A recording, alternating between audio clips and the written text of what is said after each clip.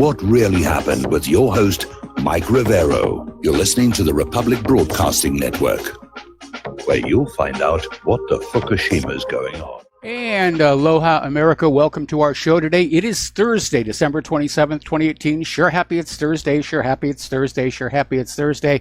We've got a lot to talk about today. A lot's going on in the world. The phone lines are open, 800-313-9443. That's 800-313-9443. Mike is in our control room, ready to answer the phone, put you on the air with your comments, questions, opinions, and so forth and so on. Boy, what a wild ride on the stock markets today. Opened down, went way down. The Dow actually touched 600 down at one point. And then, miracle of miracles, Santa Claus showed up and actually got it shoved 200 points into the green. And I'm sure a lot of people are thinking, it's the plunge protection team. Looking at the volume indicators, yeah, somebody came on in and just started buying like crazy to drive that market up. I don't think they can keep up this juggling act, though. I really do not. Okay, let's get into the conflict areas here, because there's a lot going on with conflict here. Apparently, Iran is now holding talks with the Afghan Taliban following the U.S. announcement of a partial troop withdrawal. And the Secretary of Iran's Supreme National Security Council, Ali Shamkhani, announced on a visit to the Afghan capital of Kabul that Iranian officials have met with the Afghan Taliban. That's going to make a lot of people very nervous about what's going on. And this came just days after the Taliban attended peace talks in the United Arab Emirates with U.S. officials. And representatives from the United Arab Emirates, Saudi Arabia, Pakistan were also present. So apparently they're holding peace talks about how to wind this thing down here. And I'm sure from the U.S. point of view, they're going to say, look, you could run your country any way you want to. We only insist on three things. We want that oil pipeline right of way. We want access to the oil itself, of course. And we still got to get that opium flowing on out there to keep the American drug lords happy and pharmaceutical companies. But I repeat myself here. So there are peace talks going on. And if this is legit and not a feint of some kind, and of course it's really hard to know, Trump does appear to be keeping one of his most important campaign promises from back in 2016. He's trying to get us out of some of these wars that the United States is mired in all over the world. And I would like to point out that at least so far, Trump has not started any new wars. So we'll hope he stays on that track here.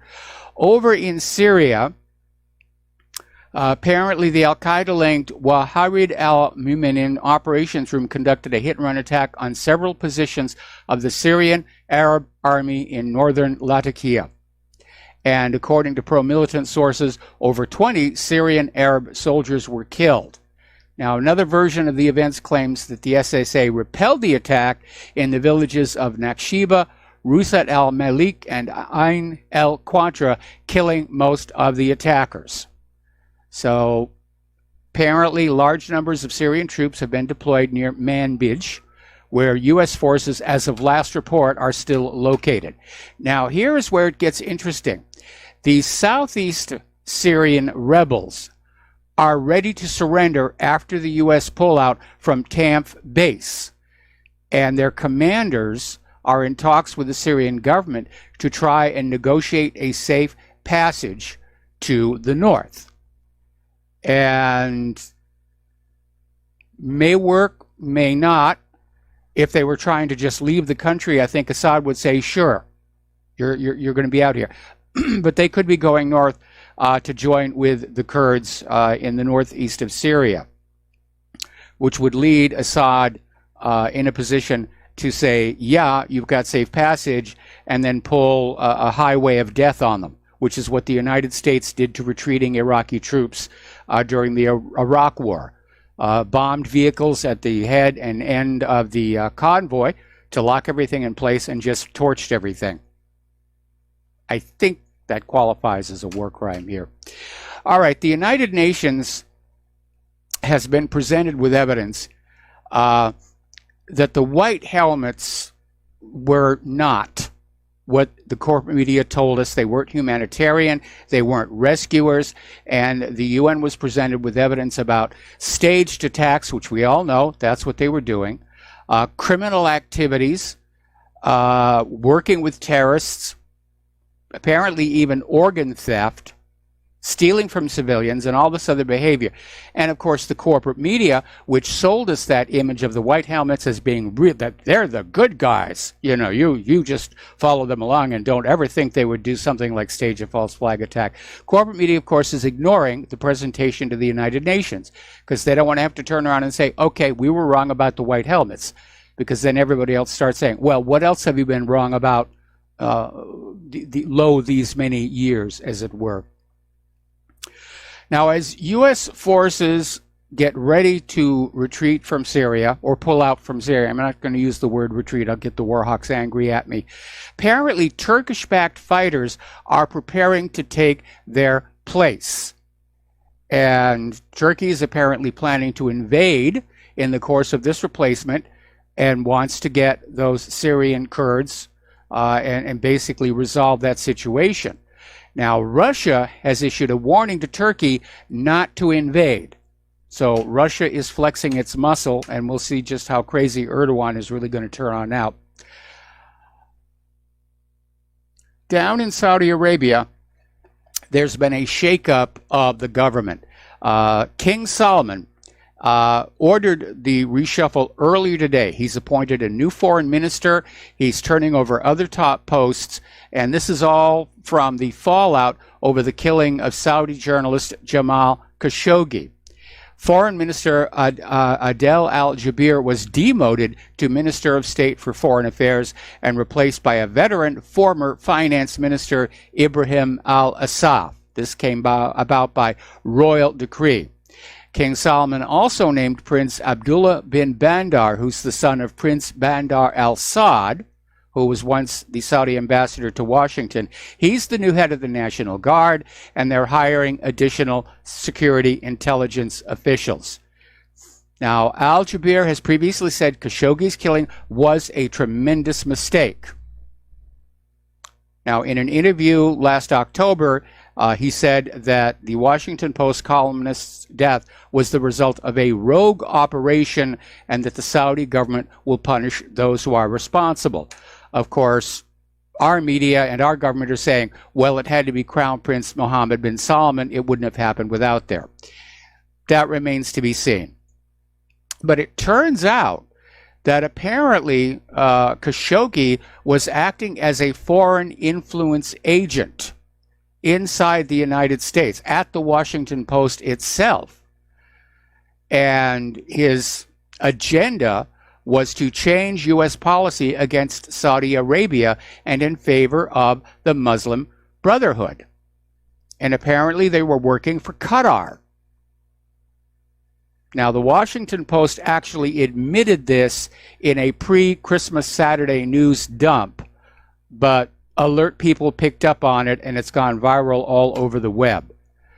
Apparently, text messages between Khashoggi and an executive at Qatar Foundation International show the executives at times shaped the columns he submitted to the Washington Post, proposing topics, drafting material, and prodding him to take a hard line against the Saudi government. So Khashoggi wasn't as squeaky clean as a lot of people tried to make on out. All right, let's talk about the Yellow Vests. We're coming up here on another weekend. There's probably going to be more of these protests. There's a lot of concern being expressed about this secret weapon deployed by the police that blows this powder that is incapacitating at the Yellow Vest protesters. And nobody knows what it is, whether it's just a more concentrated form of CS tear gas or if it's something completely new. But the police aren't saying. They're just using it. Now, a lot of people are looking at the Yellow Vests and saying this could be the beginning of a populist uprising. And apparently the corporate media is trying to push back and saying that the Yellow Vests have got nothing to do with the rise of the right in Europe.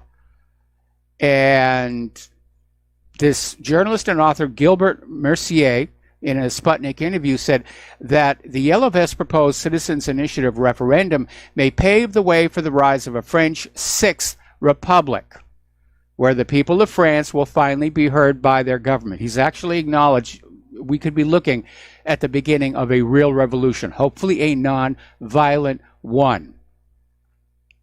But the Yellow Vest protesters are demanding this referenda initiative, which is a push to bring back democracy, to allow the French people to themselves propose laws to go on the ballots. And that's a really, really good idea. Poor Emmanuel Macron, it seems the damage is done, and these days there isn't anything that he does that isn't going to be criticized or made fun of.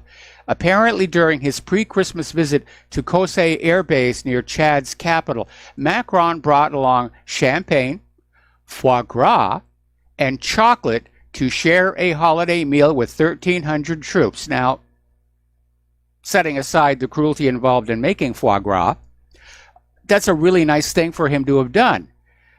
And yet on Twitter, there have been comments out there about, let them eat cake. So the damage is done. I don't think Macron is going to recover from this no matter what he does. Now, here's an interesting question being posed by Sputnik News, because the Yellow Vests are demanding French President Macron resign, and they're unlikely to succeed unless they have backers within France's political circles. This is coming from Italian journalist Daniele Posati. And he's basically saying there may well be elements, I'm sure there are, within the French government who would like Macron to go. They think it's a time for a change of leadership. Now, last October, there'd been a whole series of resignations at the highest level of French government.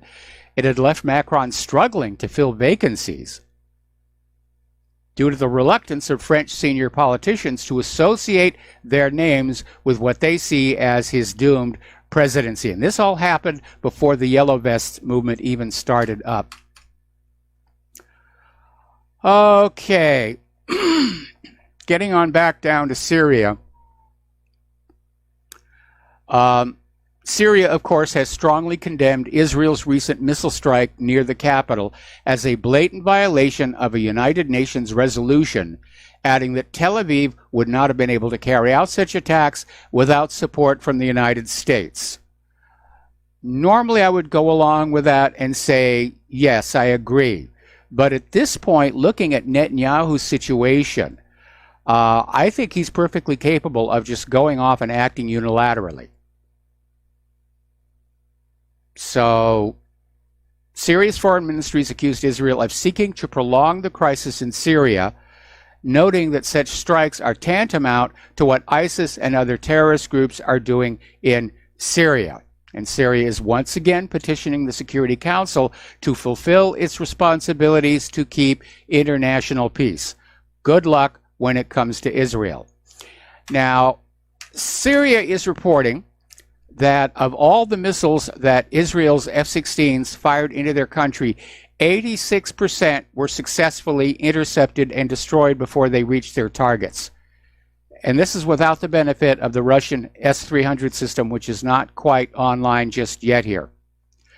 There's another story floating around, I could not confirm, saying that the missiles fired in retaliation by Syria into Israel actually did a lot of damage, and Israel has imposed military censorship to keep that from getting on out.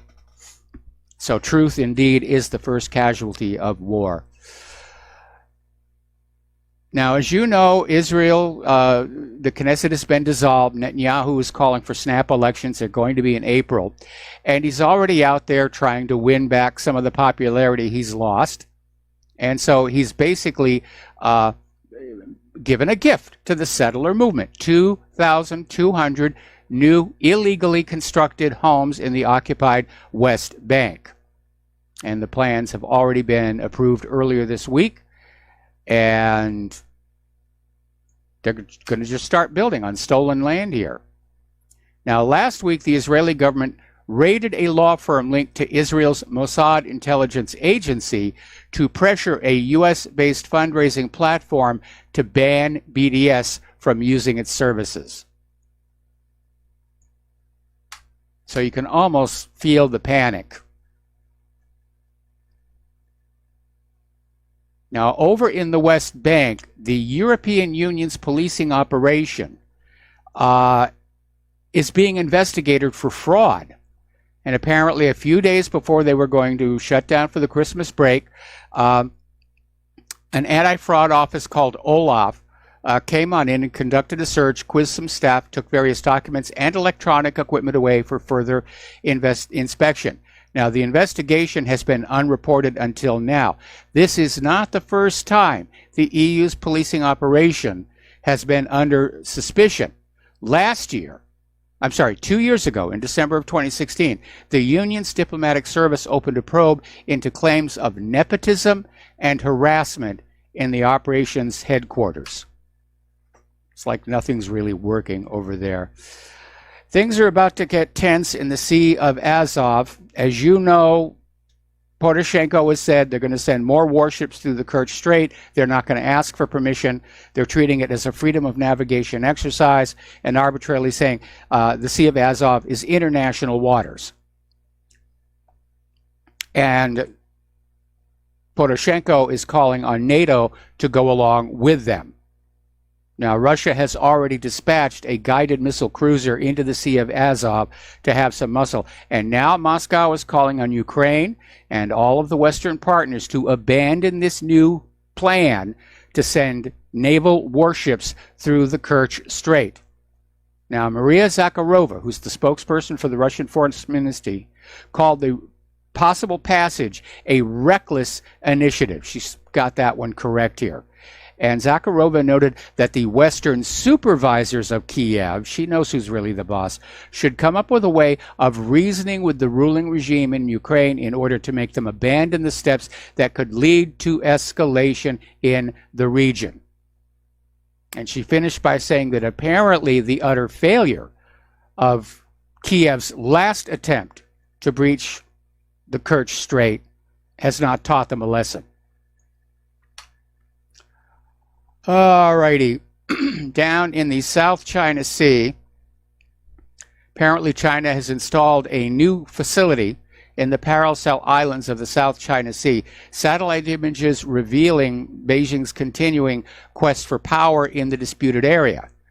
Recent satellite imagery shows a new structure which appears to be anchored on the north edge of the Bombay Reef with solar panels and a radome. So they basically are putting up a long-range radar there, and according to the Asia Maritime Transparency Initiative, the dome appears to be an Ocean E station, a component of a larger Blue Ocean information network which China is developing to aid its exploration, exploitation, and control of the region. And looking at the dates of the satellite images, the dome was set up sometime between April and July of this year. Well, China's going to market. As you know, they have this Mach 6 anti-ship missile, and they're willing to sell it to other countries who need to basically have ways to deter invasion.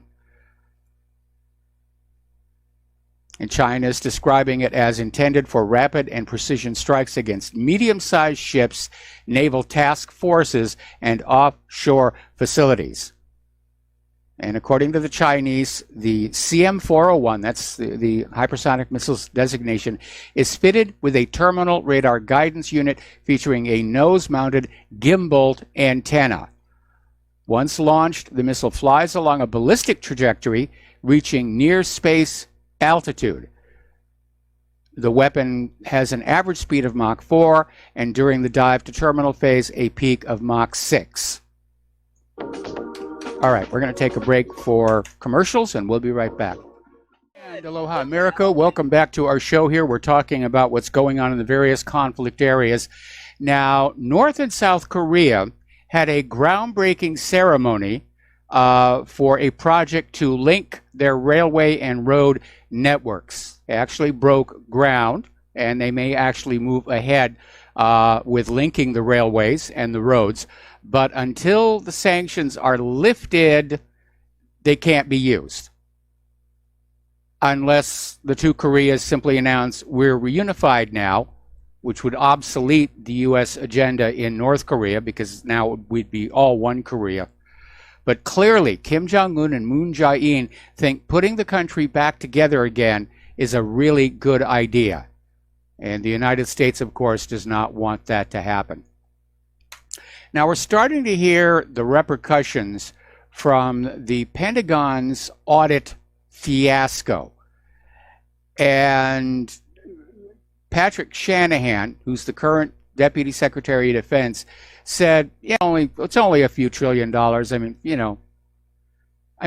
It's ridiculous. And this appears to be prompting a lot of anger among ordinary Americans. And over at VidRebel, they're talking, there's a very angry article about how the military stealing money from the voters, it can't last much longer. And I'm in agreement with that. Setting aside the risk of a nuclear war, which Putin is now saying, yes, he thinks that the U.S. is going to get into a nuclear war with Russia. We're out of money. We are flat out of money. Most Americans are hanging on by their fingernails. They're one disaster away from homelessness. And the government is just taking the tax money and they're pouring it all over the war machine, all over the illegal immigrants, the refugees. The refugees are being treated better than our veterans. It's a national disgrace. It really, really is. All right. Russia held a successful test of their new hypersonic glider, the Avangard. And basically, the way the missile is configured, it has a traditional ballistic missile booster that boosts it in a high ballistic path, and then the glider glides on down, and it is maneuverable. And that means that the entire U.S. ballistic missile defense system is totally obsolete because it's built around a doctrine of a predictable inbound ballistic path. So they had this successful test here, and already we're hearing voices coming from the Pentagon saying, oh, it's not that impressive. It's not a big a deal, but can we have money to make one for ourselves? But apparently, it can travel at a top speed of Mach 20. Actually, there's in Rosia TV channel reported it can travel 27 Mach. That's actually above orbital speed. So they had a successful test. It's a real weapon now. Now, as you know, Donald Trump did something very cool. He went to visit the troops in Iraq. Of course, he didn't tell them he was going to bring them home, but they got to meet him, and it was a good time. He took Melania out, and apparently a lot of the soldiers had Make America Great Again hats and an embroidered patch that read Trump 2020. And President Donald Trump made himself available to sign the hats and the patches. But apparently some of the officers in the chain of command are saying that these autographs potentially violate Department of Defense guidelines for political activities. Come on, guys. These are soldiers in the field. This is the commander-in-chief. Lighten the heck up. All right? Now, President Trump and First Lady Melania stopped at Ramstein Air Base in Germany on their way back to Washington, D.C., where he held some high-level meetings with key military generals aboard Air Force One. So, turning a little closer to home here, apparently the deep state is in a panic with the idea that Mattis is stepping down. Now, Mattis was supposed to be out the end of February, but in a snit he said he's leaving basically next week. And Trump is saying he's not in a hurry to find a replacement. We still don't know who's going to be nominated. There's a lot of speculation about that. There are two camps with two different sets of potential candidates for Secretary of Defense. Unfortunately, they're all maximum war hawks. We got to take another break for commercials, and we'll be right back. Aloha, America. Welcome back to our show, and we're talking about SecDef Mattisy stepping down. The corporate media is having cows, and basically the concern in this article, which came out of Zero Hedge, is that all of the leading candidates to replace him are also war hawks. And I think that if Trump is serious about starting to pull us out of some of these engagements, that he needs a Secretary of Defense who is less aggressive and more tuned in with the needs of our soldiers in the field, logistics, the practical considerations of moving large forces across the globe. So apparently, Fox News is saying the most likely candidates for Secretary of Defense are Senator Tom Cotton, Republican of Arizona, and retired General John Jack Keane. And Tom Cotton, when he was a senator, gained a reputation for being extraordinarily hawkish, particularly regarding Iran. And he was a critic of the Iran nuclear deal. And Cotton was one of the authors of a controversial letter to Iran during the negotiations that was described by the Baltimore Sun as telling Tehran to prepare for war because the agreement could be nullified by the subsequent president, which is exactly what happened. Cotton is also calling on Congress to supply Israel with B-52s and bunker buster bombs to use against Iran. Iran hasn't done anything except to not obey orders here. Now, as for Keane, who's often referred to simply as Jack, he's a frequent commenter on Fox News, and he's been described by Ray McGovern as the go-to general for the neoconservatives, which is unsurprising given his close association with the influential neoconservative Kagan clan that includes Fred Kagan, Robert Kagan, and their wives Kimberly and Victoria Newland. So she's cropped up again here. So this is not looking like a good change here. Okay, getting back to our local politics here. And apparently there is a lot of stuff going on back in Arkansas. It's not being covered in the corporate media, but apparently there have actually been some arrests and indictments coming out of Arkansas. And the source for this are press releases from the Justice Department. And the Arkansas swamp is getting little or no coverage in the corporate media. Of course, none of the swamps get covered in the corporate media. So anybody who thinks the Clintons aren't still involved in Arkansas, you're dreaming here. All right. John McCain's ties to the Christopher Steele dossier have come to light, and it doesn't look good. Now, we already reported on this back when the dossier first surfaced. There had been a report that John McCain was part of the conduit by the internet connection was lost. I'm hearing sound coming from RBN, though. Can you hear me, Mike? Yeah, I got you now. Okay, well, I don't know what's going on with Twitch, but it's sending me all kinds of bogus. Apparently our YouTube video feed also went down. So this is Spectrum. Somebody pulled a wire over at Spectrum. Man, oh man. All right, so we're talking about John McCain. We're talking about his links to the Christopher Steele dossier. He was briefed by Christopher Steele in London in 2016. The Russian dossier was paid for by the Democratic National Committee and Hillary Clinton's presidential campaign. It is a worthless piece of junk.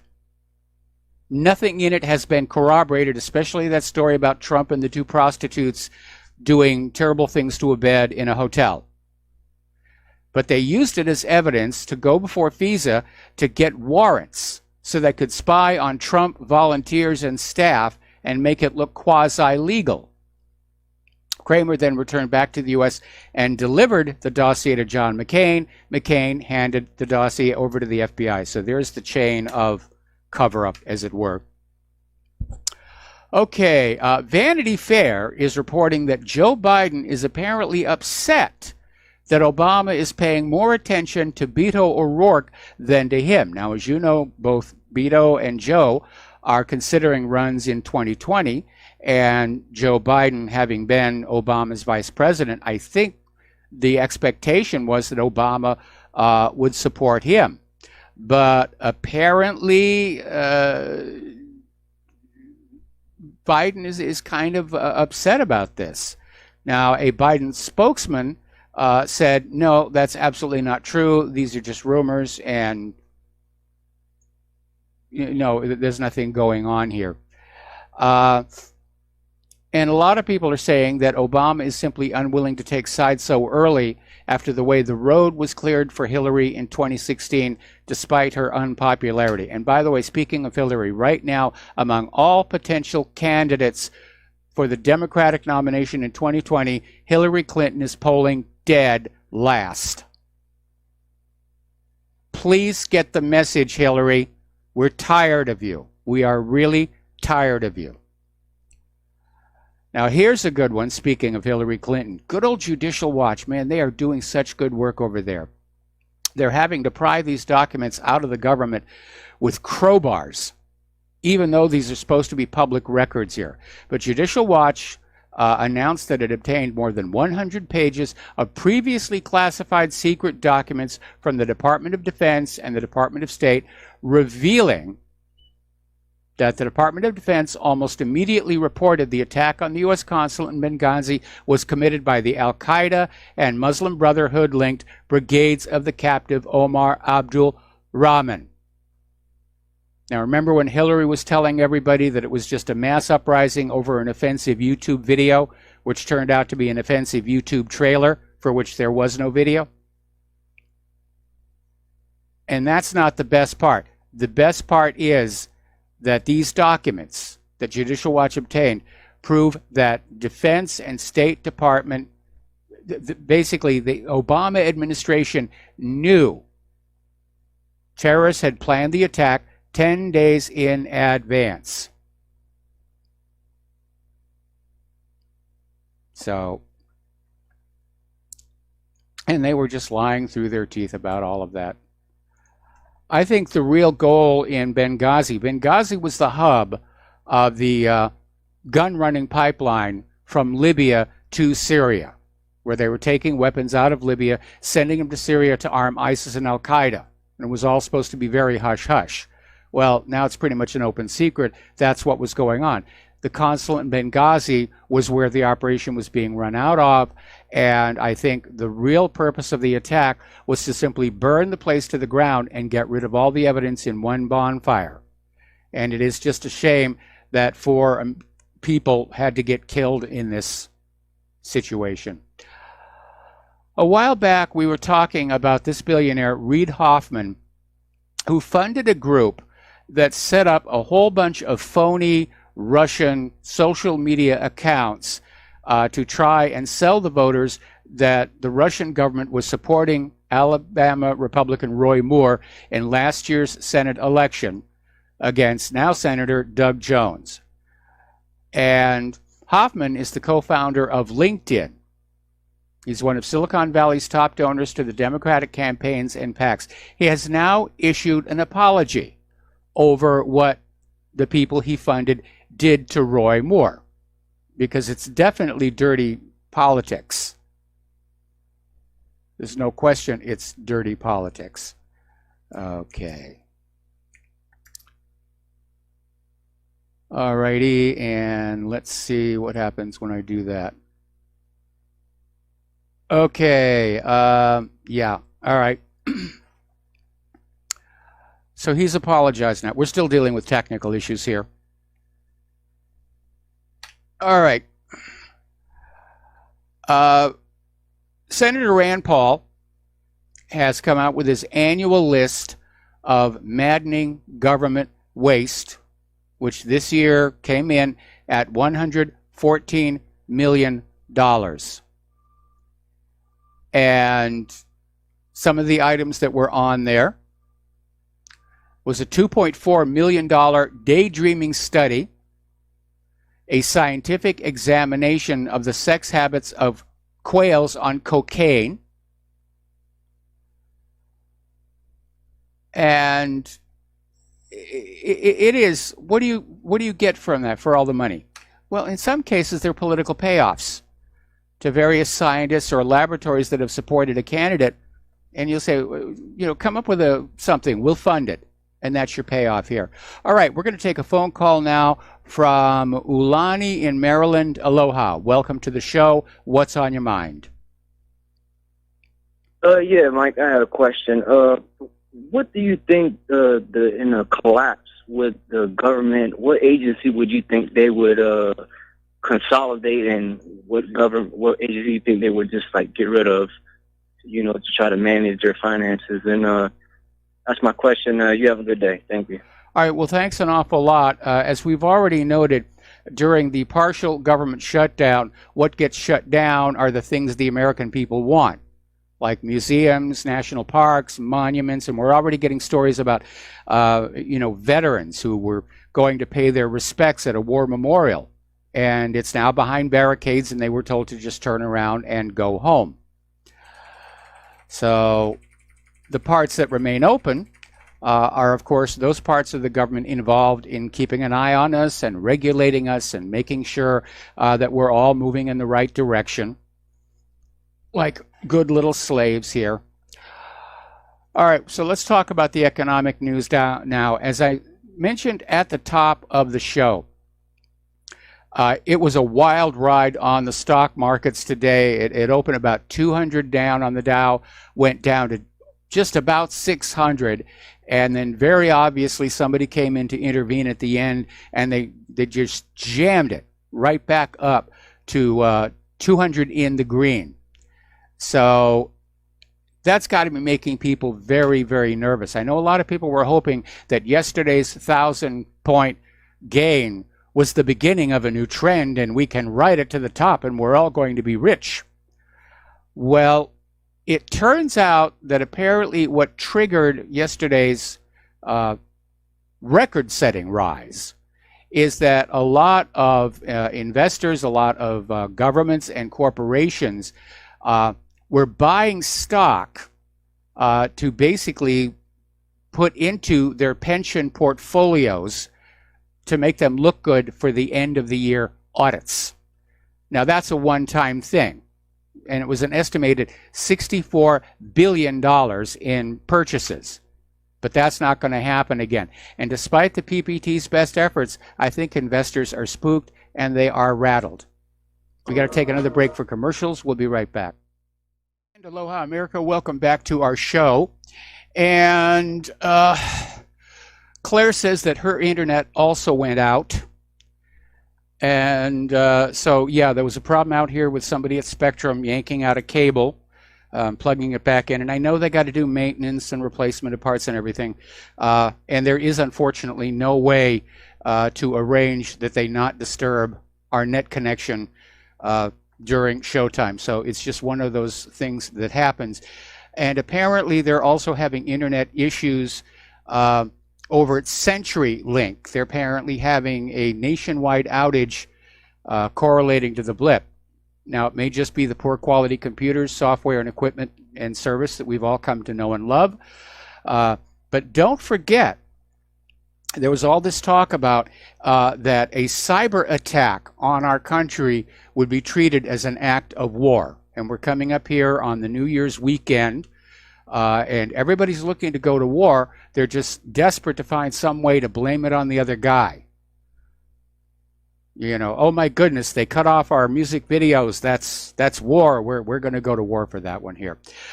Alrighty, turning back to the economic news here. Forbes is now saying, and we all know this already, a worldwide debt default is coming.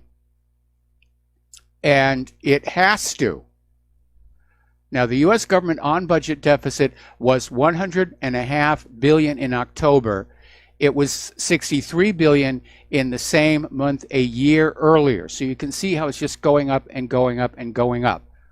Now, Congress doesn't want to lower spending. There are a lot of people in our society who are dependent on entitlements. Yes, there are also a lot of people who take advantage of it and exploit it here. But the real problem goes back to that model of private central banking, which by default, by design, produces more debt than money with which to pay the debt. At some point, it does have to come apart. Now, in the past, when a country enslaved to a private central bank basically ran out the debt and crashed the economy, the other bankers around the world would step on in and help them restart the system and re-enslave the country to the private central bankers again. But this time, because of globalism, they're all linked together. And as Forbes seems to be thinking, the entire shebang could come down all at once. At which point, I hope the people of the world will stand up and say, no more of this private central banking nonsense. No more of allowing private bankers to just create money out of thin air and loan it into circulation at interest. It doesn't work in the long run. It's always great for the bankers who set it up. And I'm sure they set it up knowing somewhere down the road there'd be a big, huge crash. But that was going to be long after they were dead and they went to their graves happy after long lives of wealth and comfort and prestige and power. Right now, among the so-called FANG stocks, Facebook is the one that concerns people most. And a lot of it has to do with trust, which is centralizing around Chief Operating Officer Sheryl Sandberg. Okay, we got to take a break for station identification, and we will be right back. Aloha, America. Welcome back to our show, hour number 2. The phone lines are open, 800-313-9443, and we're talking about the economy here right now. And I'm looking at my mailbox, and I'm getting all kinds of mail from people saying what happened from the radio show, what happened with YouTube, and as we explained before, it looks like there are some problems with the internet as a whole, but out here in Hawaii, it looks like somebody just unplugged a cable over at the server center, and then I guess they had to move it around or something and plugged it right back on in. And they figured it wasn't a big deal because most people would be at work during the day and it's not going to matter if their net goes away for a few seconds. Obviously, for live TV and live radio, that is a little bit different. So we're talking about the FANG stocks. We're talking about how Facebook is considered the problem child right now, where a lot of investors no longer trust Facebook to get itself out of some of the messes it's gotten itself into. And a lot of that is focused on Sheryl Sandberg, who's the Chief Operating Officer. And there is talk about the possibility of Sandberg departing from Facebook. She might be Mark Zuckerberg's sacrificial lamb, although there are calls for both of them to step down here. Russia is still buying gold on the international market, and apparently they bought another 37 tons during November. And the Bank of Russia now holds 2,103 tons of monetary gold. That's a lot of gold. Okay. Putin is now promising Russian government support for Russian businesses to defy the sanctions pressure. And Russian businesses who are facing external restrictions can rely on government support while competitors try to hide behind the political screen. This was a statement made by Putin to the country's business leaders yesterday. Now, referring to the sanctions, Putin stressed the Kremlin sees foreign players trying to hide behind the political screen that they use in unfair competition, elimination of rivals, and division of markets. And there's probably a lot of that going on because Russia is making products people want to buy. Certainly their weapon systems and their agriculture. Russia is GMO free.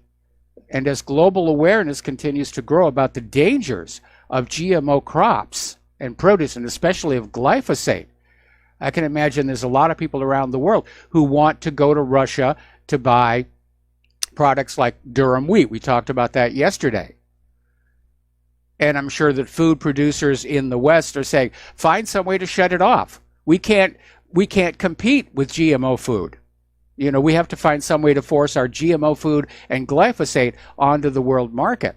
So we'll just sanction them. We'll sanction Russia and just cut them off.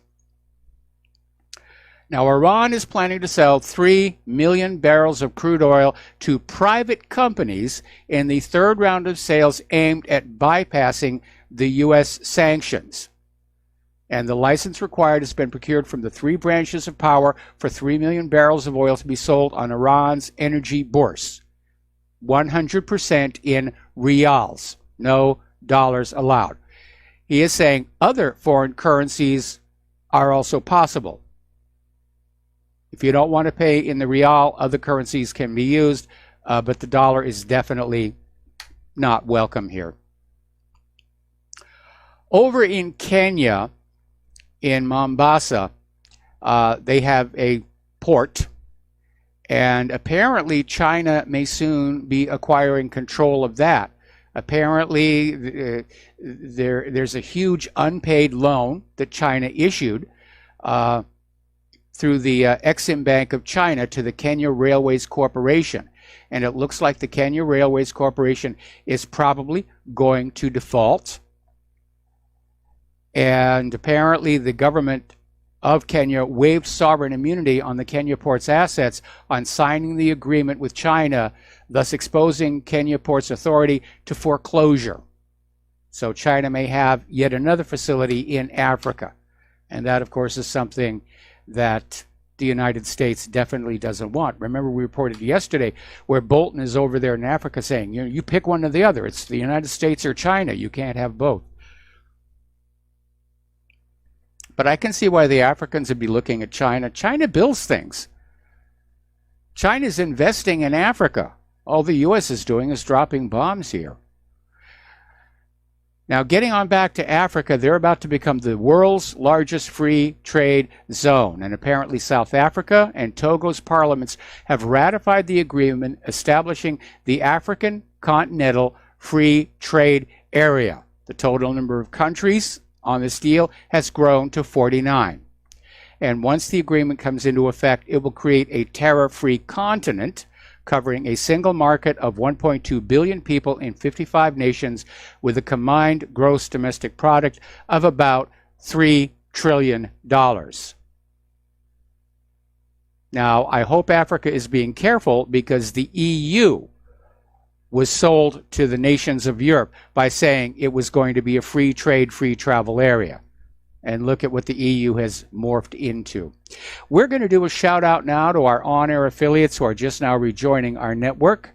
And again, the phone lines are open.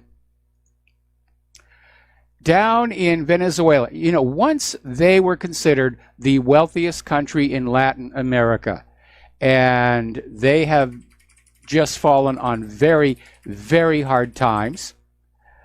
And part of it is the fact that the United States has waged economic war against them, going back to Hugo Chavez, and unfortunately the socialist policies that are in place. The same kind of policies being advocated here by Alexandria Ocasio-Cortez. But apparently things have gotten so bad that underage girls are now selling their bodies in exchange for a few bucks a service. Apparently heterosexual men are prostituting themselves on the gay sex market. Those are really, really hard times, but there may be something that may help a little bit. Russians have been offered an opportunity to mine Venezuela's gold and other resources after inflation hits 830,000%. It'll be probably 1 million by New Year's here. And so apparently Venezuela is turning to Russia and offering them mining rights, which again is going to upset the United States because the United States wanted those mining and drilling rights. The harder the U.S. government pushes on all these other countries, the more they drive them out of our sphere of influence and into the sphere of influence of Russia and China. Okay, we're going to take another phone call. Paul in Montana, aloha. Welcome to the show. What's on your mind? Mr. Rivero, a moment or two ago you mentioned that Russia is selling wheat and other grains all over the world. And in the last couple of weeks, I heard someplace, I just heard it once or twice, that China is buying X billion dollars worth of soybeans from the United States. And well, not anymore. They're not. Is, not anymore. They're not because of the tariffs. They've gone down to Brazil. Well, okay, to continue, but the soybeans that China was going to buy from the United States, were they the Monsanto glyphosate soybeans, or were they organic, non-GMO, Roundup glyphosate? That's what I would like to know. Well, I'm sure China is ordering GMO-free soybeans, glyphosate-free beans, but China will prudently test the cargo when it arrives, because China has been burned in the past by buying U.S. agriculture that was promised as being GMO-free, only to find out it's GMO, and China will not allow that. And they've literally refused cargo ships full of these grains. I think the last one was corn, and just turned them around and said take it right back. Will they continue to do that? And what is the United States doing with all of its glyphosate, Monsanto, GM grains? Who's buying that crap? The American people.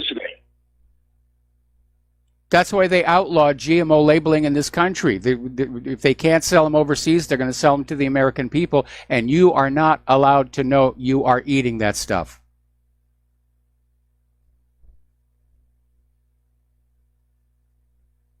Okay? Paul, are you there? We lost Paul. Boy, it's a bad day for the tech. What can I tell you? Alrighty, getting on back here. Now, because of the partial government shutdown, apparently if the government is still shut down at the end of January, and Trump is saying it very well may be, unless he gets his border wall, the food stamp money will run out. And that's when people are going to get very, very upset. Now, getting on back to Mark Zuckerberg and all of his problems, he may be the biggest loser of the year economically. He's already down nearly $20 billion based on the stock that he owns in Facebook. So right now he ranks 7th on Bloomberg's Billionaires Index, but it's definitely heading down. Poor old Mark. I'm sure he'll do okay here. Now, over at MSNBC, and by the way, their ratings have now topped Fox News for the first time in like years. But they must be doing something right here. They were interviewing former Senator Barbara Boxer on the show All In. And Boxer said that incoming Speaker Nancy Pelosi will reopen the government despite the objections of President Donald Trump over a lack of funding for a wall on the Mexico border. And Boxer said, Wall Street, the thing they hate the most is this kind of chaos, this up and down and up. And, you know, hey, 1,000 points up, that's great. Is it going to go down 1,000 points tomorrow? This is not good for the country. Well, here is the reality.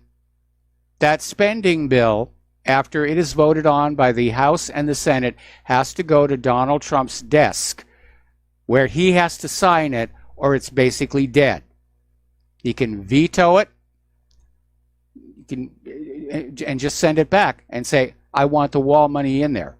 And the corporate media is going to try and blame Donald Trump for all of this, but it isn't. It is these Democrats who want the borders open so they can bring more illegal immigrants into this country to help steal elections. apparently Nancy Pelosi is responding to Trump's attempts to compromise on the exact nature of the wall.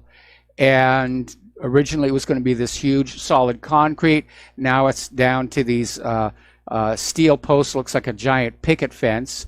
And Pelosi is not impressed. And she basically said that he's gone from cement to a beaded curtain. Well, Trump, stop compromising, okay? Because every time you do, it is used against you. And second, the Democrats are not interested in a compromise position. The Democrats want the borders open. What part of that are you not hearing? All right. Now, Ocasio-Cortez, Alexandria Ocasio-Cortez, has gotten into a little trouble because she got out there wishing a Merry Christmas to refugee babies in mangers, trying to draw a parallel between the plight of refugees to the nativity story. And it sort of backfired on here. And this is not the first time where Alexandria Ocasio-Cortez has tried to link refugees to score political points. Last November, she referred to the hundreds of migrants attempting to illegally cross the U.S.-Mexico border, claiming the migrants were the same as Jews who tried to escape the persecution in Nazi Germany. And she kind of got laughed at that one as well. Now, as you know, there's been a problem with some of the children not being in good health down there at the border. And there was this Guatemalan child who died. And the corporate media was out there just doing what they do, trying to push the agenda and try and say it was all the fault of the Department of Homeland Security. And one CBS News reporter was interviewing a DHS official. How could you let the sick immigrant child out of the hospital? And the DHS official said it was the hospital's decision. The medical staff at the hospital said she was okay to do. Now, all of a sudden, there does seem to be a growing problem. Something has broken up, some kind of an illness, and apparently dozens of sick migrants are being transported to hospitals across the border every day. And growing numbers of children showing illness are presently in Border Patrol custody. And the Department of Homeland Security has called in the CDC to figure out what's going on. Now, there are two possibilities here. One is that one of these migrants was carrying a very dangerous, highly communicable disease. And the question following that one is, what happens if they get through the fence and go to a major American city? The other possibility is that somebody has dropped a test tube on the migrants to make them sick so they can play for sympathy yet again. There was a story that came on out from 12160. They even have a video where reporters, corporate media reporters, are caught on camera bringing illegals across the border to stage the sad-looking photos. They're not reporting the news, they're manufacturing it. That's not what journalism is supposed to be about. And apparently, over in Stanislaus County, there was a Newman police officer was shot and killed during a traffic stop yesterday morning. The person who shot the police officer and killed him was an illegal immigrant here in the country illegally. Now, the officer himself is a legal immigrant who came to this country through the legal immigration process. Apparently, all his life is he wanted to be a cop. His name was Ronil Singh. They've not released the name of the suspect, but they do know who it is, and there's a manhunt on the way for him. Over in Great Britain, Brexit is very much under threat And part of the problem is being manifested in this fear-mongering campaign coming out from Theresa May's government, aided by the British press, to try and convince Britons, if we leave Europe, Godzilla's going to come stomp on our city.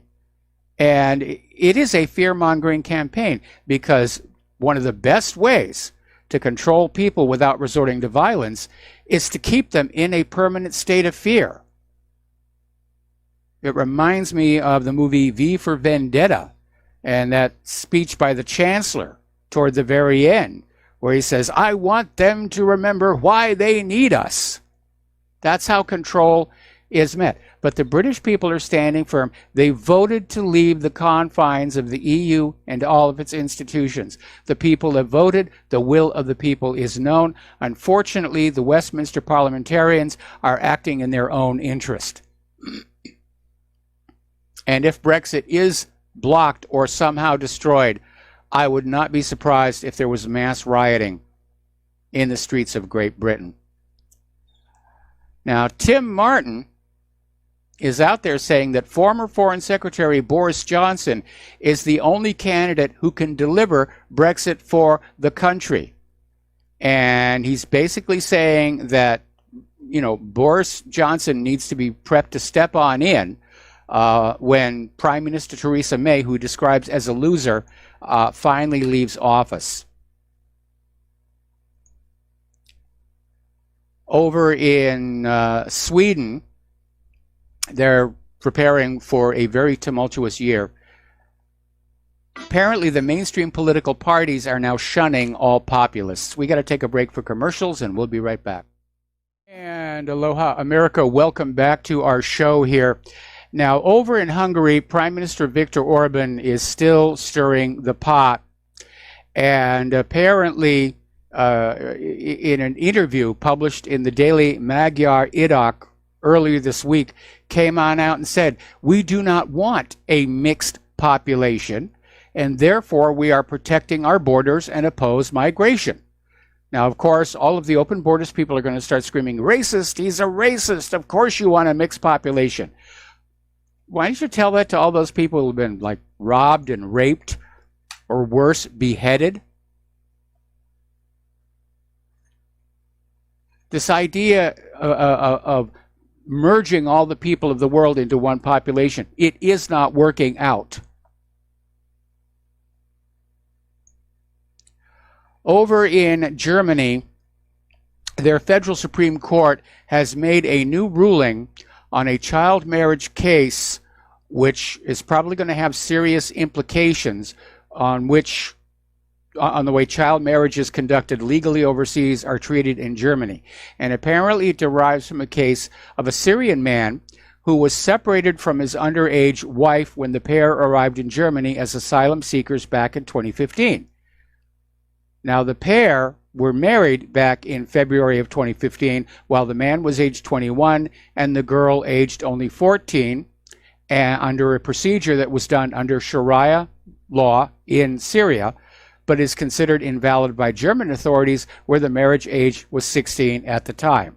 So now apparently the German courts are saying, well, yes, if you marry a child bride in another country, that's cool. That's going to be really cool. Now, there's a new set of voices coming on the stage regarding this whole migration situation. And it's coming from Syria, and it's coming from the women. And if you've been looking at the photos of all the refugees that are pouring into Europe, they're overwhelmingly male. And so basically the women are saying it's time for Europe and the other countries who have absorbed these Syrian young men to kick them out and send them home to help rebuild the country now that the war is coming to an end. And a journalist at Swedish public broadcaster SVT, Johan Matthias Sommerstrom, traveled to Damascus, Syria, and interviewed some of the students at the University of Damascus, 70% of whom are women. And two of the students said, look around, you just see women. The university, on the streets and cafes, just women.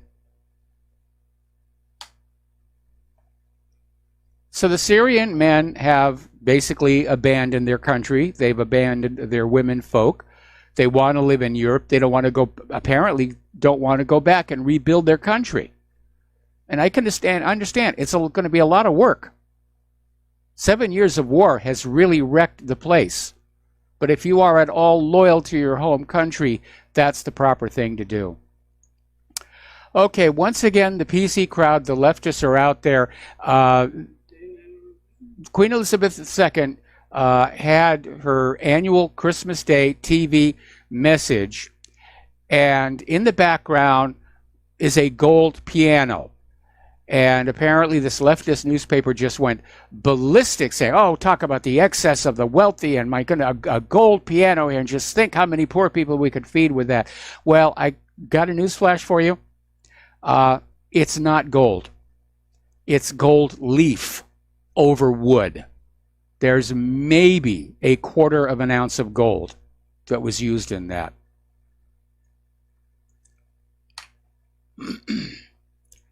Over in the EU Parliament, apparently with nothing better to do, they're urging the members of the European Parliament to adopt gender-neutral language.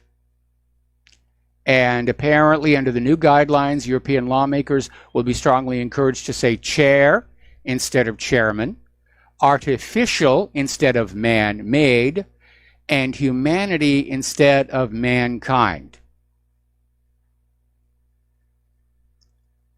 Like I said, it's not like they don't have anything else pressing on their minds right now.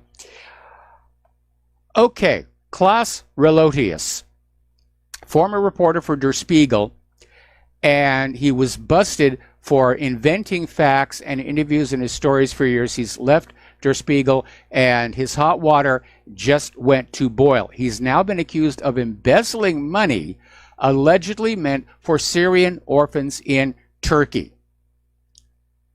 Relotius allegedly took donations from readers following the publication of his article Königskinder, which was published in July 2016, to a personal bank account. And apparently that article also contained fabrications and lies. Apparently Relotius had written about a Syrian refugee boy in Turkey named Ahmed who had to bury his mother and had a sister who was forced into brutal work at a textile factory, and apparently none of it was true.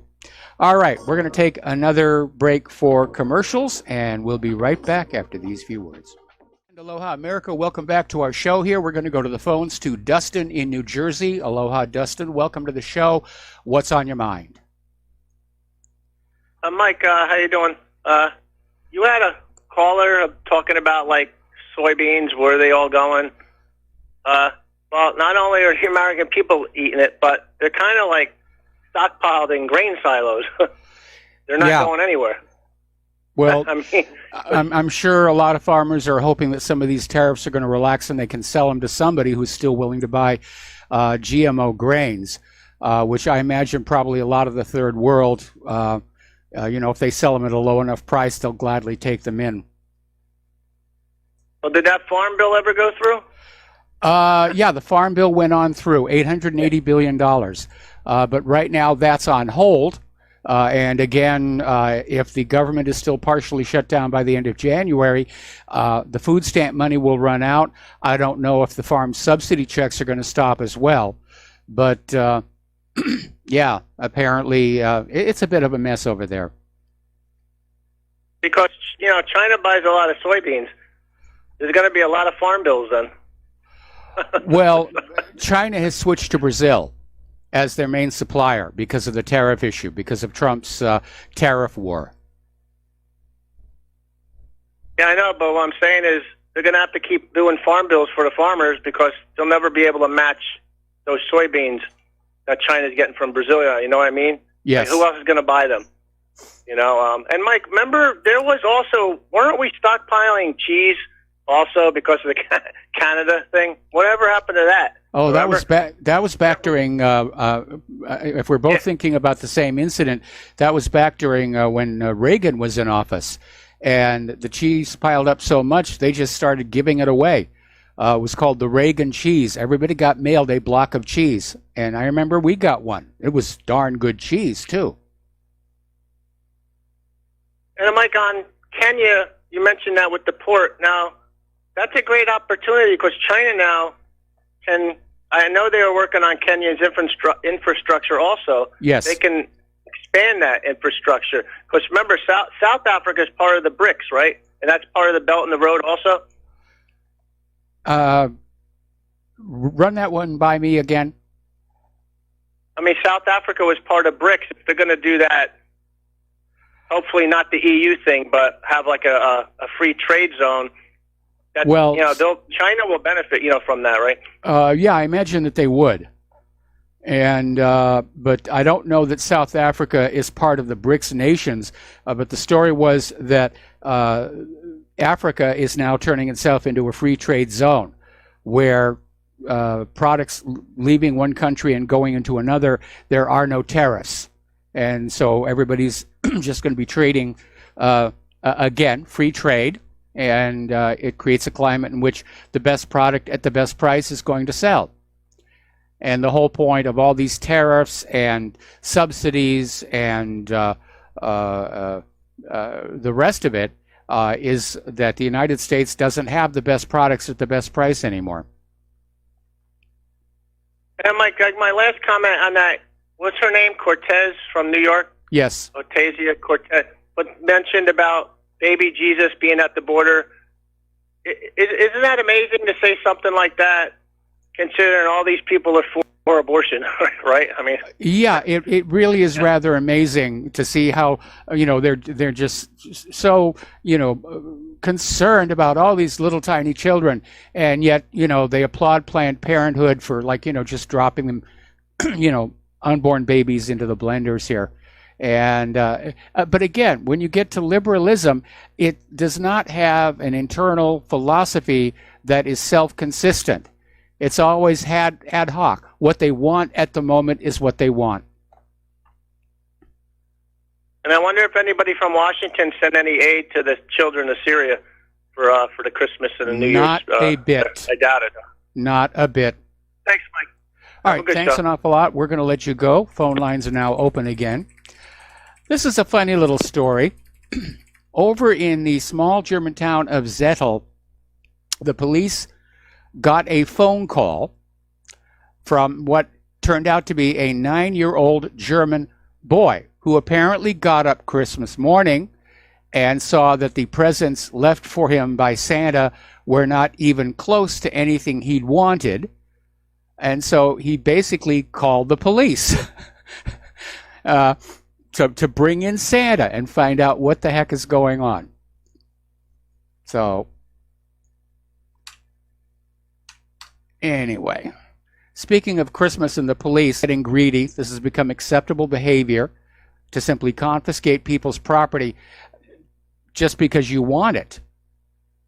And apparently police departments are actually keeping lists of items that they're looking for. They call them little goodies. Things that belong to you. And this hideous practice extends to your car and your home, and there is incentive for them to take what's yours. And I'm sure the American people are wondering why we're all being forced to play Santa Claus to the cops whose salaries and budgets we're already paying. Okay. Now, the incoming Democrats are already getting ready to go after the guns.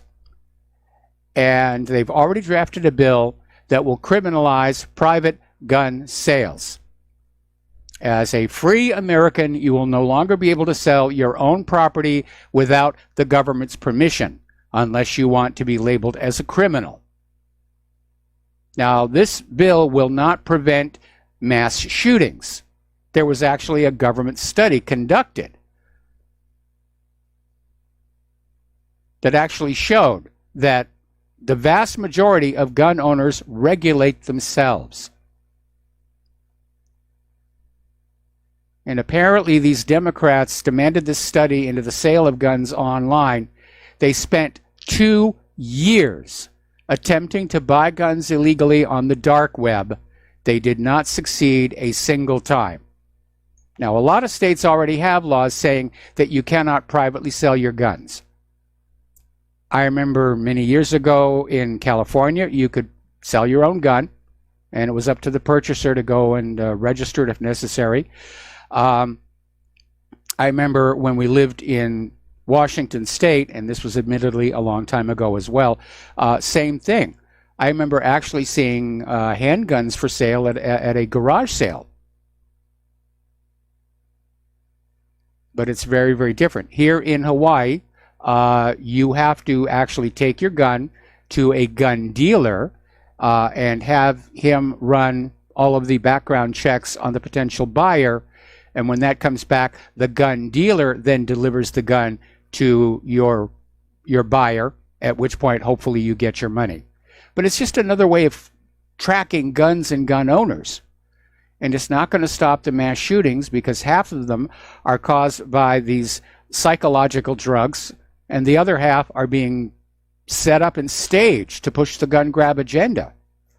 Now, the reality is that statistics are showing firearms-related crime and death are actually in decline. In fact, accidental firearms death plunged 41% since 1999. But corporate media won't report the facts. Their job is to push the fear, to make you afraid of guns, to control you through that fear. Every time there's a mass shooting, it gets network coverage, hours and hours, coast to coast, live and in color. Every time there's a citizen with a legally owned gun that stops a mass shooting, it gets zero coverage. They don't want you thinking about the possibility that you can protect yourself. They want you to always call the police, who will show up about maybe somewhere between 15, 20 minutes after you make the phone call. And they'll come on in, they'll take a report, clean up the dead bodies, and then, ransack your house for anything on the goodies list. Now, there's an article that came on out saying that even a lot of Republicans in the new Congress are starting to think about gun confiscation. And the way it's being brought about is through what are called the red flag laws, or extreme risk protection orders. And these laws basically allow the police to confiscate an individual's firearms who has been declared a threat to themselves or others by a wide variety of people. Their doctor, their family, the clergy, the garbage man, family member, friend, associate, and you get your guns. And there's no due process. You don't even get a hearing before a judge. And it can take months before a gun owner could appear in court to try and get his guns back. 13 states currently have these so-called red flag laws on the books. And now they're talking about a federal red flag law. And bit by bit, they're trying to get rid of that Second Amendment, because they know they're in a corner. Economically and politically, they can't turn around and turn this nation back into something that we, the American people, would be comfortable in or be grateful to the government for. So, bit by bit here. Apparently, several GOP members in the upcoming Congress stick out like a sore thumb when it comes to their gun control advocacy. They include Brian Mast from Florida's 18th district. Apparently, he penned an op-ed for the New York Times a few months ago calling for the ban of so-called assault weapons and several firearms accessories. And apparently Mast went on to co-sponsor House Resolution 2598, which authorizes the Department of Justice's community-oriented policing services to provide grants to states with red flag laws on the books. So they're already bribing these states to pass these laws. Now, Marco Rubio, following the Parkland shooting, sponsored a red flag bill along with Democratic Senators Joe Manchin, Bill Nelson, and Jack Reed. And Rubio has even flirted with the idea of regulations on the magazine clips. He wants to raise the minimum age to buy certain firearms like AR-15s and tweak the current background check system. Now, that last one I don't have a problem with, simply because it has utterly, utterly failed so many times to spot these people.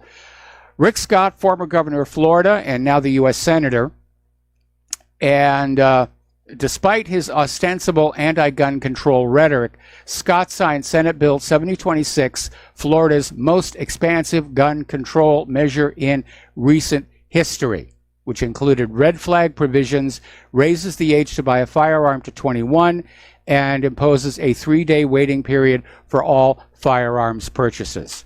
Boy, what a far cry from the world I knew when I was a kid, where you were given your first gun on your 12th birthday. Boy or girl, didn't matter. And you were taught how to use it safely. They even had gun safety classes in the public schools. The schools had gun clubs. The government was actually handing out rifles left over from World War II as surplus to support these gun clubs. And boy, have we gone the other way. Then we have Larry Hogan, who's Maryland's governor, and he signed a series of gun bills which included a red flag law, which resulted in the shooting death of 61-year-old Gary Willis when police showed up with a court order ordering that he turn over his guns. And it led to an altercation, and he was killed. Now, the part I do have a problem with is, first of all, anybody can say, I'm concerned. And they don't need to be qualified. There's no training required. It could just be, you know, the postal worker thinks you look funny that day. Okay. Now, over in Ohio, their General Assembly has voted to override Governor John Kasich's veto on House Bill 228. This is a bill that would have revamped the way the state handles self-defense cases. And the law shifts the burden of proof in self-defense cases from the defense to the prosecution. It's got a lot of support from pro-gun groups. So basically, this bill says that the prosecution has to prove that somebody in his home or out there defending himself, prosecution has to prove they were the ones who acted maliciously and acted first.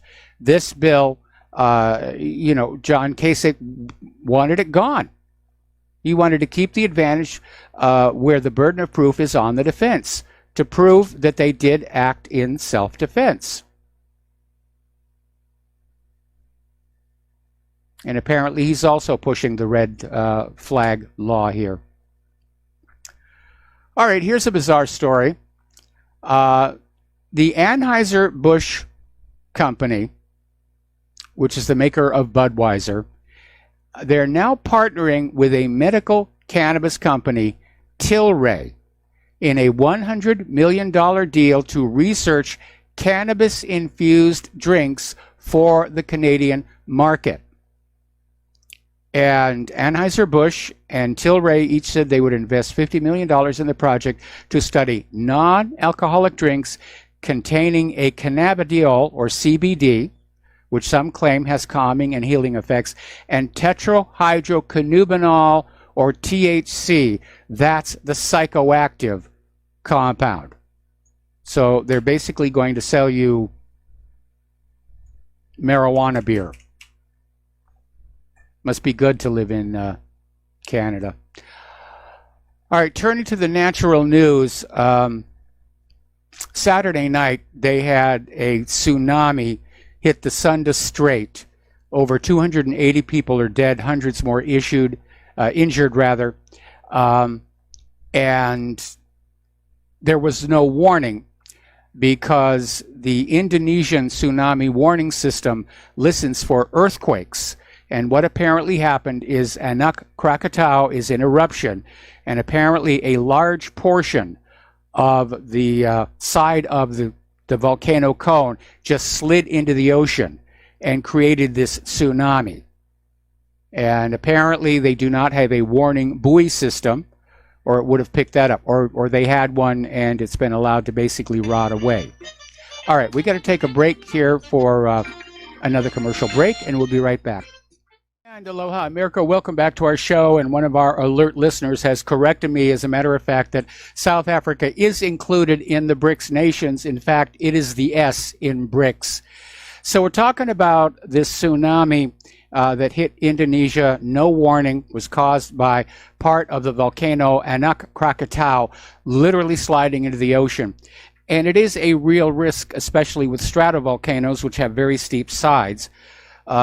And there are some volcanoes around the world that are at risk, including Hawaii's own Kilauea, which has this southern rift zone where a large chunk of land has actually cracked off and slid down by several inches. Another one is Cumbra Vieja in the Canary Islands, that they're concerned about that, and that is a steep-sided volcano as well. The big concern right now is that Anak Krakatau has sprung to life, and the meaning of that is son of Krakatoa, and I'm sure we've all heard about Krakatoa and this massive eruption on August 27th, 1883. And when it exploded, it was so loud, it was literally heard 3,000 miles away. Barometric instruments in universities in Great Britain felt the barometric wave pass by 5 times. It circled the world over and over and over. And some of the tsunami waves generated were over 100 feet tall in some places. So the concern is Krakatoa is coming back to life. Will it be a peaceful, ongoing eruption like we have at Kilauea, or is it building up to another real big deal? Because it could hurt a lot of people, could also lower global temperatures for many, many years. All right, let's take a phone call. Paul in Montana, aloha. I understand you have a comment about one of our earlier stories. Yes, sir. You just mentioned that Budweiser was going to take THC-infused beverages to the market. Yes, up in Canada. How many times have we seen what big business has done to things like medicine, food, tobacco, and booze? And as far as booze is concerned, all of this glyphosate-drenched grains are now being used in booze. I mean, I'll listen to your comments on the air. Well, some are, some aren't. In fact, Smirnoff Vodka launched a major ad campaign that they're only using GMO-free grains. So they wouldn't spray them with glyphosate because the glyphosate would kill off the grain plant. Okay? There's no question. Corporations have been allowed to run rampant with poor quality products, dangerous products, with little regard for life and health of the customers. All right, so we're going to let you go. We're talking about volcanoes, and apparently over in Sicily, Mount Etna is flaring up.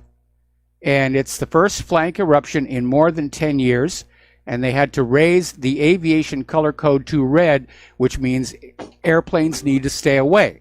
Because if you fly through a volcanic plume, it's going to sandblast the front of your airplane. The glass gets into the engine and melts and causes all kinds of problems. We're going to take a break for station identification. We'll be right back. And aloha, America. Welcome back to our show, hour number 3. The phone lines are open, 800-313-9443. And we're going to take a phone call from Mark in North Carolina. Aloha, Mark. Welcome to the show. What's on your mind?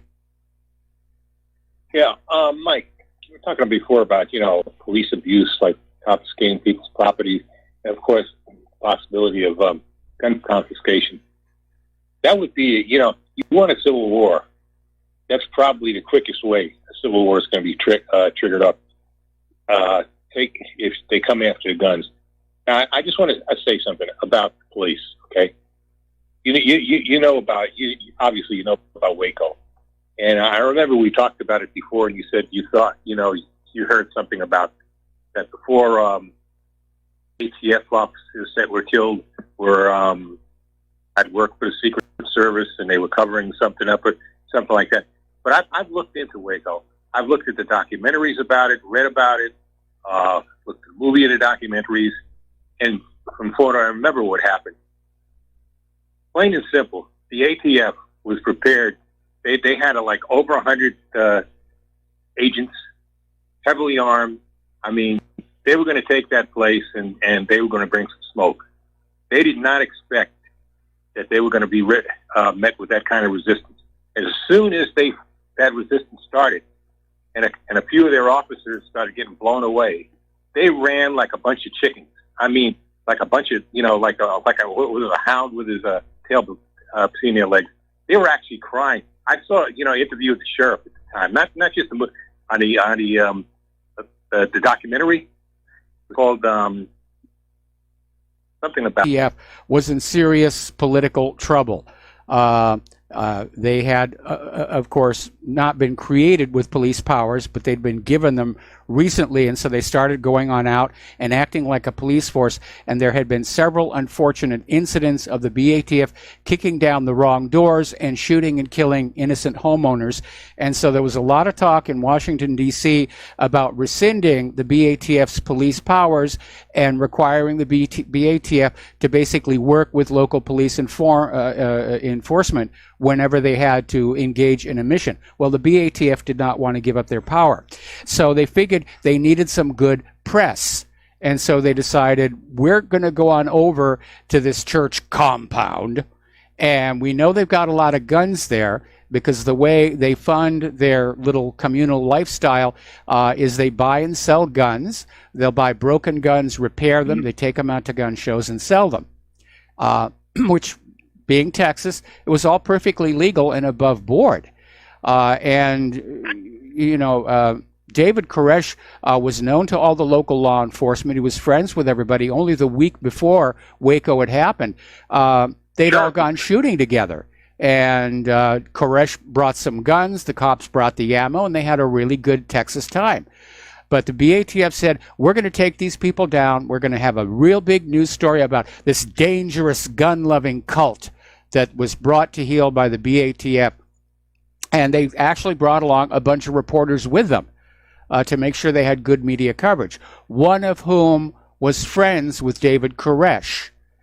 And so this reporter called Koresh and said, are you aware that you're about to be raided by the BATF? And Koresh said, no, thank you for letting me know. So when the BATF showed up, Koresh opens the front door of the Branch Davidian Church and he walks out unarmed, at which point he is shot in the groin by one of the BATF people. And they get back inside and things just went downhill from there. And I wrote an article about Waco myself, looking at all the photographic evidence and realizing that virtually all of the gunfire was going from the outside in. And it later turned out that the reason there was almost no return fire at all was because all of the working guns were out at gun shows being sold that day. And if you look at the post-fire photo of their armory, their storage area, the guns are all undisturbed. And the ashes falling on them prove that they were there in their racks and stands when the fire started. So it was a horrible, horrible situation. It was a huge embarrassment for the government, which was ended when the FBI came on in with their tanks saying, this is not an assault, this is not an assault, and knocked holes in the walls of the church and pumped in this CS tear gas, which is illegal to use on enemy troops in time of war. And as a propellant, they used methyl acrylate, which is the chemical that is used to bend plexiglass to make those nice little shields over the salad bar in restaurants so that you're not dropping your dandruff and ukus all over the food underneath here. And that stuff is lethally dangerous. And they basically just made sure that there were no witnesses who could tell the other side of the story. Then, of course, Hollywood cranked out this movie about David Koresh was sexually abusing all the children in the church, and the usual propaganda that comes out following these things. Well, but the whole thing is, Mike, what I'm trying to say, and if you notice, I don't believe the FBI was actually driving those tanks either. I believe it was probably Wesley Clark doing a favor because he was personal friends with Slick Willie. And remember, he was the commander, I believe, of the 1st Cav, which was by Fort Hood at the time, which is very close. I believe he did a favor to Slick Willie at the time and secretly used some of his armored personnel. Because, as far as I know, the FBI doesn't know how to drive and work tanks, okay? So I don't believe that part either. I believe what I am trying to say, though, is the police are not going to be able to control a rebellious population. They would be slaughtered, okay? They just don't have the kind of guys. They're not used to combat. They're used to basically, a 10-on-1 situation most of the time. They have to wrestle somebody to the floor or something like that, or to shoot, every once in a while one of them gets shot. It doesn't really happen that often. It's just that the corporate media plays it up so much. It's not even considered one of the more dangerous jobs in the country. So I don't believe they're prepared. They're ready, or they would know what to do. I think they would. And by the way, I believe some police, especially sheriff's departments, who are directly elected by the people, especially in Middle America and real America, would not go along with something like that anyway. There are already reports of sheriffs saying we're not going to, confiscate guns and all that, even now. And well, it's interesting because the open borders people have already helped set the legal precedent for states and local communities to simply say, we're going to ignore federal law, with all these sanctuary cities. Right. And I remember when the Rodney King riots broke out in Los Angeles, how the LAPD ran like heck when they saw that crowd of people. Oh, they sure did. They ran like chickens. They were not ready. That's why they actually had to call in finally. Even the National Guard wasn't enough at the time. They actually had to call in the regular Army and the Marines to actually quell that riot. And that was, back in the 1990s. We're not even talking about the 60s when this happened quite a bit. Police are not, the brave, No, I used to be a peace officer in New York, okay? Believe me, you're not the bravest people in the world. I'm not the bravest guy in the world, okay? Yeah. You think I could, if somebody asked me whether I could do what they did in World War II and storm up those cliffs there at Normandy, I'm going to tell you right now, I don't think so, okay? I'd have probably had a nervous breakdown, all right? Yeah. I'm going to tell you right now. Even had I gone to Vietnam, I don't know, I wasn't military somewhere not too far from Vietnam, not too far, away from the Vietnam times. And I'm telling you, too, I don't know if I could have gone to Vietnam and been successful, okay? Because, that is real danger. To be a policeman or any other kind of law enforcement officer, be an FBI, it's chicken stuff, you know what, okay? Yeah. It's not the same thing. They would not be able to control the American population. As soon as they ran into organized resistance, and you would have militias forming. You'd have heavily armed militias forming, and they would stop the confiscations. And you saw what happened too in Nevada there with the Bundys. Yes. The federal officers chickened out. They chickened out, plain and simple. Okay, they weren't ready to take those guys on. They knew these guys meant business. Later on, they set traps for them and arrested a bunch of them illegally, but they were not ready to take on those. Not only the ranchers, but the militias that came to help the ranchers. They're not ready for that. I'm telling you, Mike, they better not start with the confiscation. You better start having some common sense here. Now, I know they'll get away with it probably in a city like New York, Chicago, Los Angeles even today. Not the Los Angeles back in the 90s, but the LA of today, San Francisco. Sure, they get away with that there. But they're not going to get away with it in the middle America. They're not even going to get away with it in liberal Washington. Washington is one of the places where the sheriff in not in the Seattle area, but in eastern Washington, said that he's not going to confiscate guns, confiscate magazines. That's not going to happen. Didn't somebody set up a sanctuary city for gun owners? I seem to remember that from earlier in the year, where they literally declared their town a sanctuary city for gun owners, and that no federal gun laws would be enforced in there. and these magazine laws are illegal too. You can't tell us how many. Most magazines are like a 9mm is set up for about 17 rounds. Okay, you're not gonna get people to go back to the 10-round magazines. It's not going to happen. It may happen in a few states that basically it's almost impossible to get a gun anyway, which to me goes against the Constitution. I personally believe the Constitution says you have the right, any American citizen has the right to have and carry a gun. Now, if you mess up with it, that's different. Then you get arrested and you go to jail. Okay? Well, But there's actually been a couple of Supreme Court cases that declared the Second Amendment reserves to the American people equal weapons to those possessed by the uniformed military. And that, of course, gets to the heart of the purpose of the Second Amendment, which is to reserve to the American people the means to convince the government to mind its own business. But, of course, the government doesn't want to mind its own business. It wants to mind your business, and that's why the Second Amendment is under attack. And when they talk about the militia, they're talking about the militia the way it was back then when the people were the militia. Even if you go into the Old West, and that even goes with talking about sheriffs and posses. Like in the Old West, you might have had in a town or area had maybe one or two. You may have had a sheriff or a marshal and a couple of deputies, and that's it. Anything major that they had to take care of, the sheriff would form a posse of citizens. Yes. He would deputize them as a posse, and they would take care of what they had to take care of. If it was pretty much everybody was armed, and Yes. they were usually able to take care of business. That's how it was handled then. It wasn't handled that they had a bunch of uniformed donut-eating slobs going around, like they issue traffic.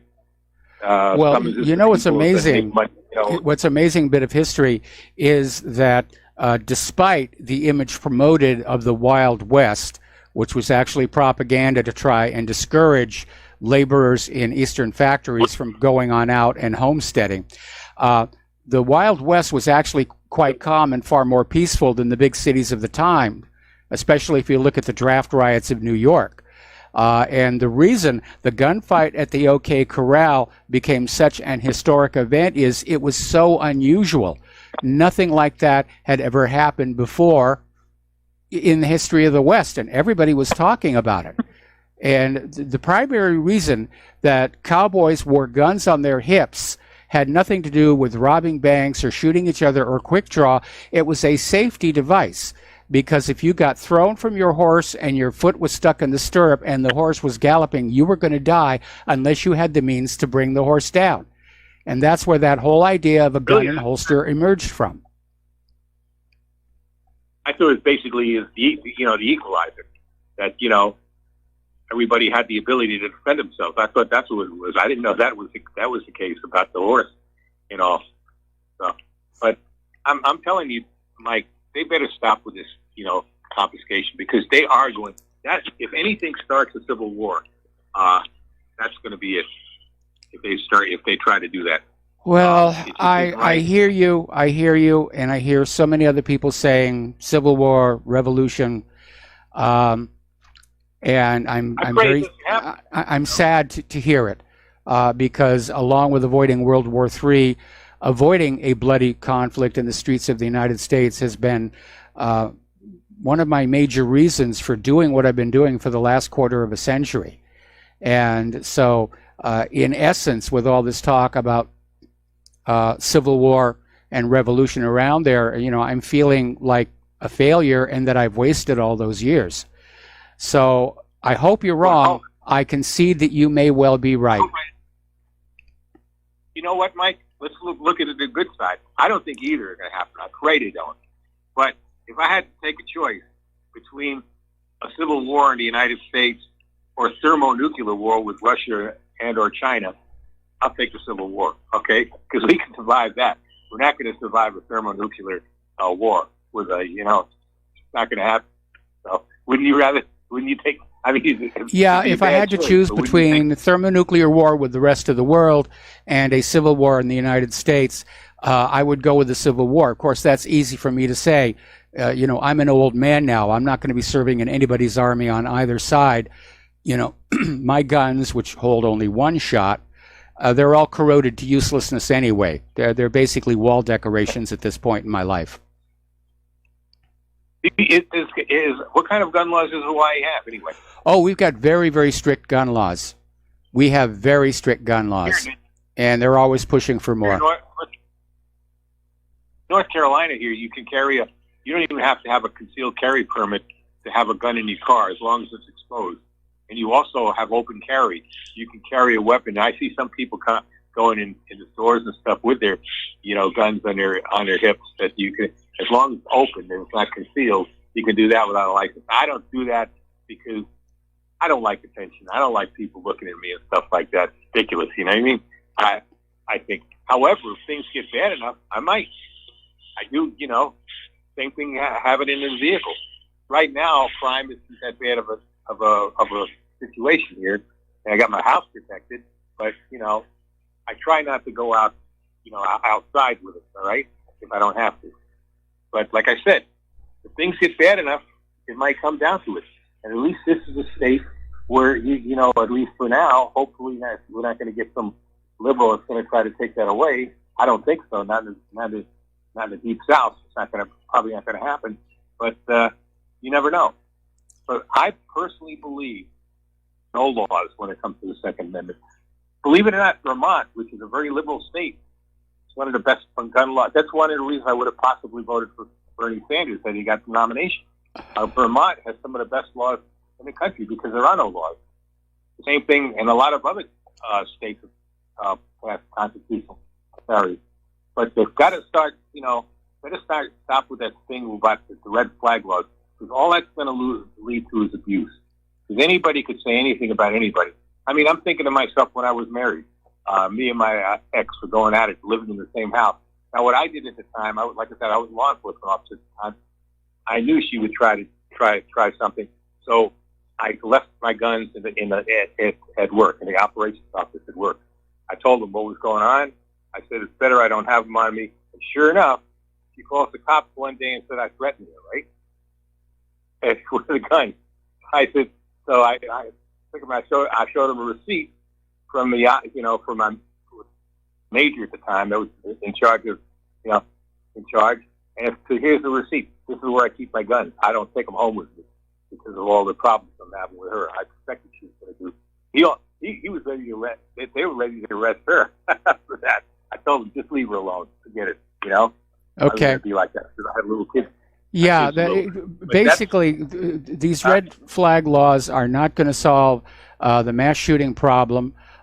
They are, in fact, probably going to create a lot of domestic discord, which could then, in turn, lead to violence. And you don't have to have a gun to commit an act of violence.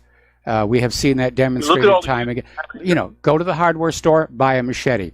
Anyway, Mark, I've let you rambled on long enough. We have to take a commercial break, and we'll be back with more news after these few words. And aloha, America. Welcome back to our show. And apparently there is now a yellow vest movement in Taiwan. So this is really spreading. And I imagine after the holidays are over, and especially after we get into the spring thaw, I think it's really going to take off. Okay, speaking of getting into the warming of spring, there is a blizzard warning across the Midwest. A lot of snow coming down there. Up in Washington State, where we used to live, it's snowing on Snoqualmie Pass, where Claire and I used to go on up there, and we'd see the most beautiful blues and some of that glaciated ice there. And so it is coming down out there. And we're supposed to get thunderstorms here tonight, but we're not going anywhere. So now here's an interesting little example of how the Greens, the liberals, what have you, will latch onto an idea and not think it all the way through. And one that I've talked about many times before is when they went to this idea of using ethanol as an automotive fuel. And they said it's going to be carbon neutral because the plants being processed to make the ethanol absorb the carbon dioxide from the atmosphere, which is then re-released when you burn the ethanol. The problem is that, first of all, it's not carbon neutral when you factor in the emissions from the processing plants. Two, ethanol does not have the same chemical energy as gasoline, so you have to buy and burn more of it to get the same amount of work out of your vehicle. Third, especially for older cars, they're not designed to work with ethanol, and it was dissolving the fuel systems. There are a lot of new cars now where when you buy them, you better read that manual very carefully, because it says if you are using gasoline above a certain level of concentration, it will void the warranty on the engine. So they really did not think it all the way through. And this is another example. Everyone's talking solar panels. Oh, solar panels are clean. It's a clean source of energy. It's a clean source of energy. Well, once they're built, yes.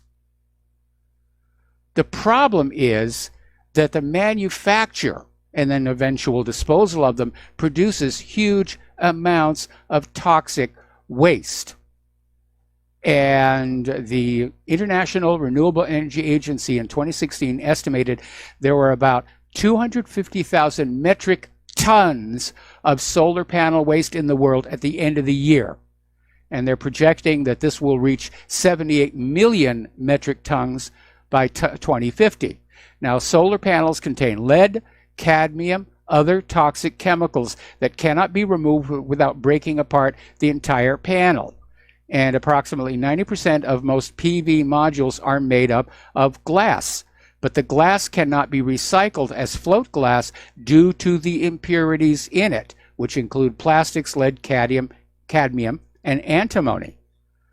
So researchers at the Electric Power Research Institute undertook a study for U.S. solar-owning companies and determined that to plan for end of life of the solar panels, that disposal in regular landfills could not be recommended because these toxic materials would leach out into the groundwater.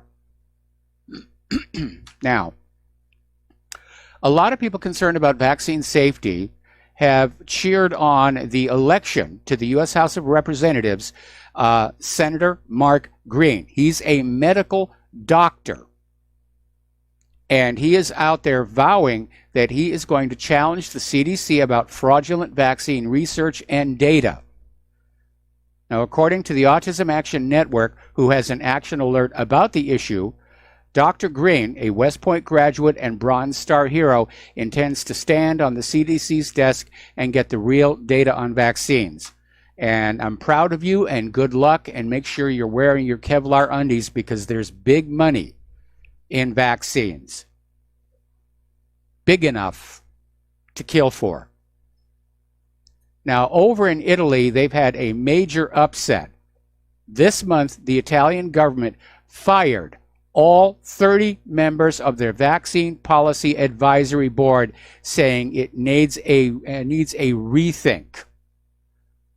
Now, over in Italy, children are required to have 11 vaccines to attend school. The Italian people are fighting back.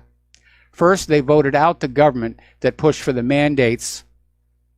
And apparently, in December, a scientific research group, Corvelva, announced it had received 10,000 euros from the Italian National Order of Biologists to use the money to test the contents of every vaccine currently on the market.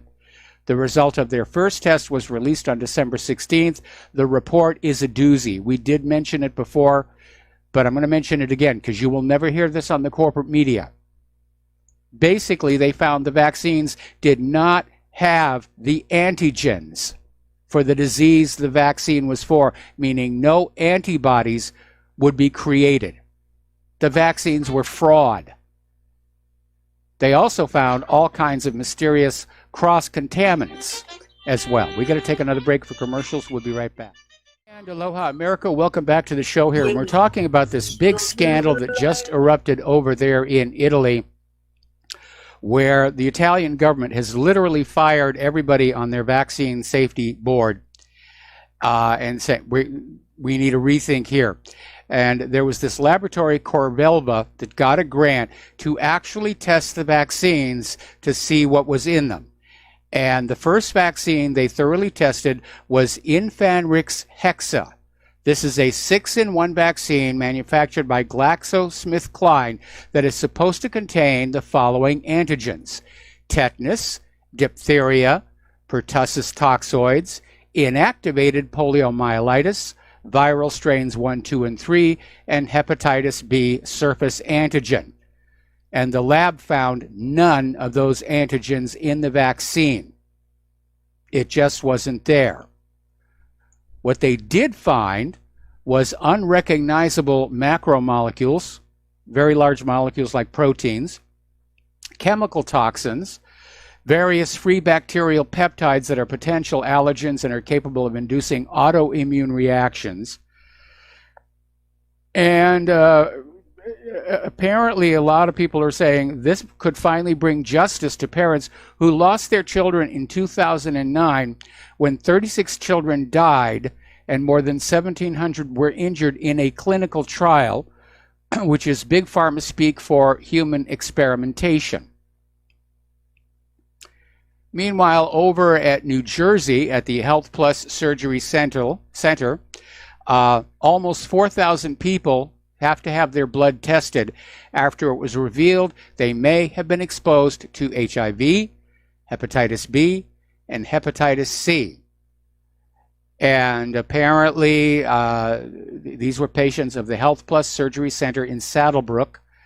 And if you were treated there between January 2018 and September 7th, 2018, you've probably received a letter or will receive a letter saying that during this period, there were, quote, lapses in infection control, in sterilization, and cleaning instruments. In other words, they just weren't taking care of stuff. Now, remember a while ago, we reported on this Johns Hopkins study that said medical mistakes are now the third leading cause of death in this country. Now, when the corporate media puts up a list of causes of death, they'll start with the first and second, which are cancer and heart disease. They won't mention medical mistakes. It goes right there down to the rest of them here because, after all, corporate media depends on advertising dollars from big pharma. And you can't go on out there and tell people that you know, they're taking their life in their hands every time they go into a doctor's office. Apparently, Pinterest has now banned Health Nut News for posting natural health information and vaccine safety info. They're really trying to shut it down. This one is going to be very hard for Big Pharma to explain. And this is coming out of Natural News, and it's about this McDowell family in Detroit, Michigan. And apparently, they had 3 children, triplets, Richie, Robbie, and Claire. All 3 children were vaccinated on the same day, and within hours, they all became severely autistic.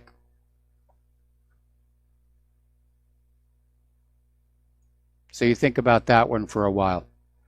It's just another racket to get your money. Another story from Natural News. Scientists who find glyphosate herbicide in common foods are silenced or reassigned. Now, obviously, when you buy a package of food, there's a list of ingredients, but you won't find glyphosate mentioned on there. But you should not be surprised that it's been used on non-organic fruits and vegetables. But apparently it's also made its way into a surprising number of popular foods. And the U.S. government scientists found glyphosate in foods like crackers, cornmeal, granola, cereal. The information wasn't publicized. It had to be pried loose through a Freedom of Information request. Now, for 2 years, the FDA has been testing food samples for glyphosate residues, but they have yet to release any results. Got to keep those corporations happy. It makes money. And as long as it makes money, it's a good thing. Like I mentioned to that caller earlier, I noticed on TV, Smirnoff, which is a manufacturer of vodka, is now running an ad campaign that they're only using GMO-free grains to make their vodka. Because obviously we don't know how much glyphosate would come through the distilling process for spirits that are made with GMO grains. Somebody has to find out, somebody in a lab. Try getting funding for that one here. Over in Tennessee, there was this, well, still is, this nurse practitioner, Christina Collins, 43. And at one point, she was once the 9th highest opioid prescriber in Tennessee. She was prescribing a patient 51 pills a day. And she routinely prescribed massive opioid dosages to patients she never actually examined. Now, the Tennessee Department of Health argued her prescriptions were so colossal their only reasonable use would be drug trafficking or suicide. But she got to keep her license. Collins was sentenced to 2 years of professional probation, but she continues to work at small clinics and nursing homes in the Knoxville area. Again, back to that Johns Hopkins study. You know, the opium crisis is real. The pharmaceutical corporations have a cheap source of opium, courtesy of the war in Afghanistan, and they're pushing those pills. They're definitely pushing those pills. Over in Great Britain, they've been handing out this drug called letrozole, and it's primarily used to treat breast cancer. Was prescribed 755,000 times last year in Great Britain. Apparently, it's only just now been discovered that this drug affects brain function and memory. Apparently, it targets the hippocampus. Another story, this from SHTF Plan. There's a major antitrust lawsuit against some large drug companies, and they're accusing Big Pharma of working together to raise the cost of generic drugs. Now, these drugs have had their prices increased recently by 1,000% or more. They're just raking in the dough. And as long as they go sharing the goodies with corporate media and the politicians, the situation is going to remain pretty much the same. But apparently, attorneys general for 45 of the 50 states, plus the District of Columbia and Puerto Rico, are alleging that nearly 20 companies that manufacture generic drugs illegally collaborated with competitors to jack up the prices for those prescription medicines and divvy up the markets to limit competition.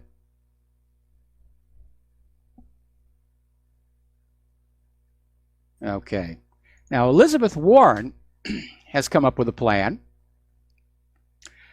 She thinks that the government should manufacture generic drugs to make sure that they're available to Americans at the best possible cost.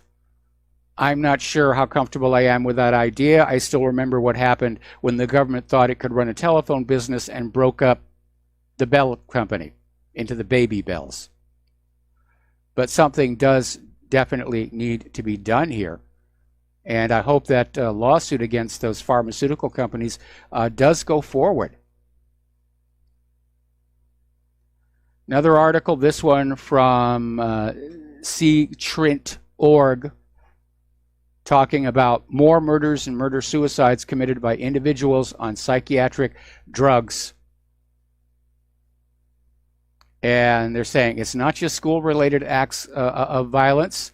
There are 32 other acts of senseless violence committed by individuals taking or withdrawing from psychiatric drugs, resulting in 369 dead, 748 wounded.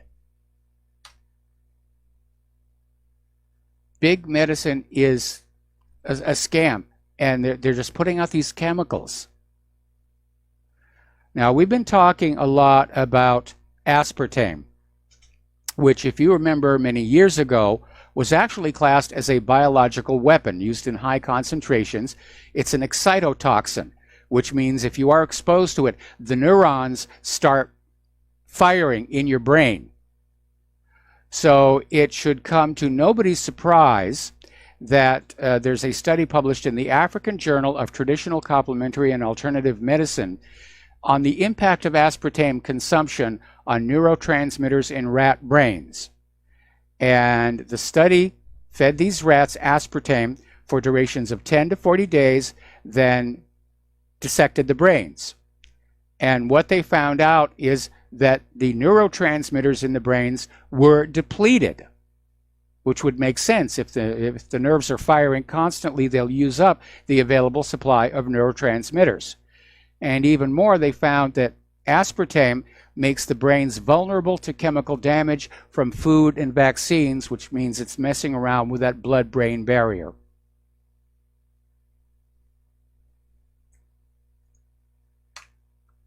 Another study, this one from Natural News here. Apparently, the study was published in the journal Environment International, confirmed that the antidepressant drug fluoxetine, commonly known as Prozac or Sarafem, directly causes multi-antibiotic resistance via genetic mutation. In other words, Prozac may be driving the antibiotic resistance crisis, and it is a crisis. There are so many strains of pathogens out there for which antibiotics won't work anymore. And Big Pharma is trying to come up with more and more powerful antibiotics, but they're already so powerful, they all have side effects. They all cause damage. Okay, over at the New York Times, they actually put out an article suggesting that human extinction would not be a bad thing because climate change is destroying the planet. Well, you can see basically the hatred for humanity there. You know, the earth will be so much better off without all you icky-poo human beings on it. Do you remember the remake they did of Day the Earth Stood Still? I thought it was horrible.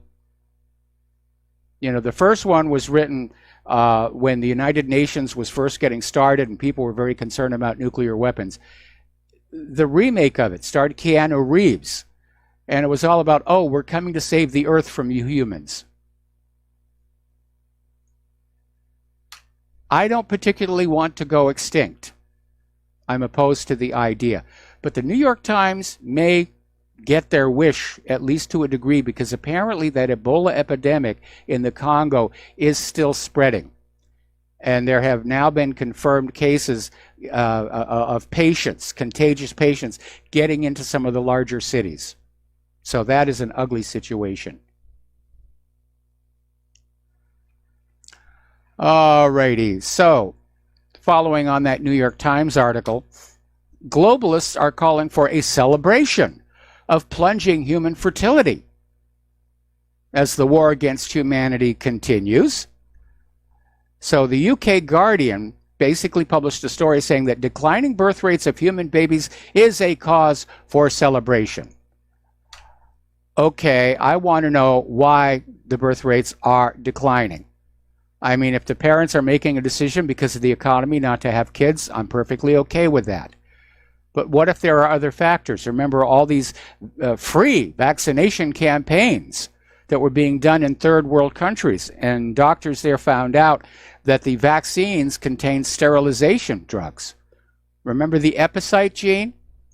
That was developed under a grant from the FDA and the USDA to create a corn, which when eaten, tricked your body into creating antibodies to human sperm, meaning you can no longer reproduce. Now, if that's gotten out into the wild, we're looking at a potential extinction level event. So I'm sure they're going to be celebrating over at the New York Times for that one. It's amazing how reckless these people are with the planet. And they're always out there saying, we care about the planet. We care about nature. We really want to take care of it. And then they botch it up really badly. I'm reminded of Michael Crichton's book, State of Fear. And in the middle of this book, which is about the human-caused global warming, rising sea level fraud, he has this character coming on in, talking about the history of Yellowstone Park and how time after time after time it got ruined. And there were no evil corporations in there exploiting the place.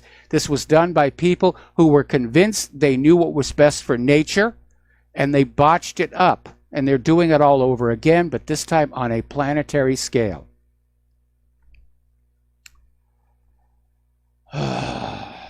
Okay. Over in Massachusetts, over at the Worcester School Community. Apparently, there was this mother, Jocelyn Goodall, who submitted the paperwork to the school district to homeschool her 8-year-old son. And apparently, the school district had police enter her home, handcuff her, and arrest her over what ultimately turned out to be a paperwork dispute.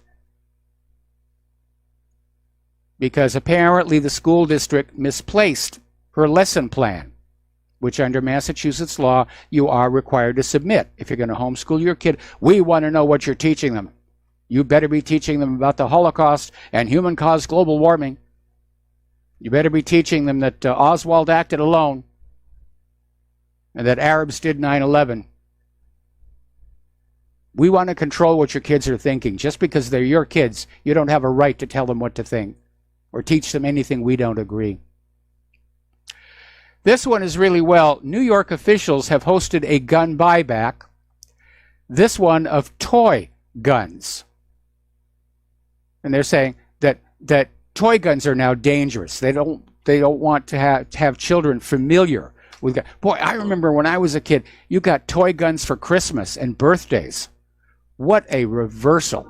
We got to take another break for commercials. Back with the last segment of our program after these few words.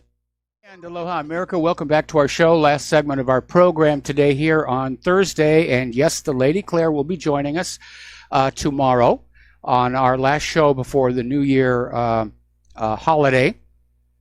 And this PC stuff is really getting out of control here.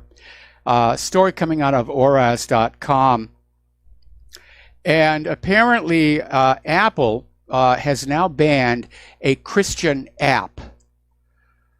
And according to an organization named Truth Wins Out, biblical teachings are considered too dangerous for the public marketplace of ideas.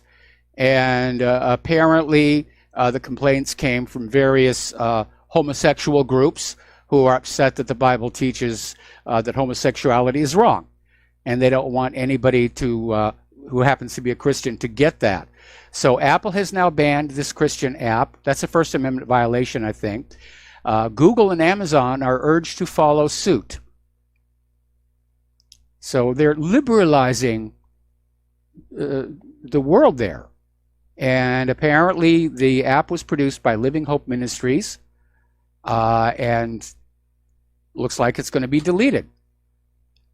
Now, as you know, I myself am not religious, but I think people who are have a right to believe what they believe.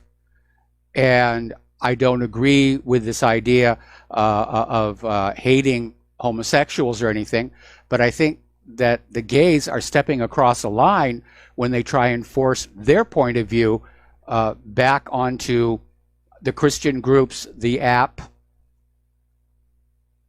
Whatever happened to live and let live as a guiding philosophy of life? I mean, really, especially among the liberals, it almost seems like they have this unshakable faith that their job is to run around the planet meddling in everybody else's life. Tell them what to think, how to dress, who to love, who to hate. And I reject that. I do reject that. Now, this one's a little funny.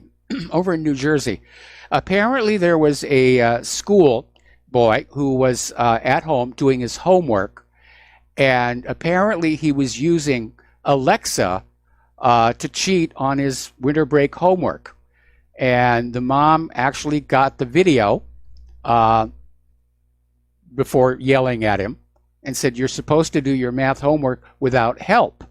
But apparently the boy was asking things like, "Alexa, what's 5 minus 3?" So it's creative, but again, unexpected aspects of having these devices in your home here. All right, last story of the day.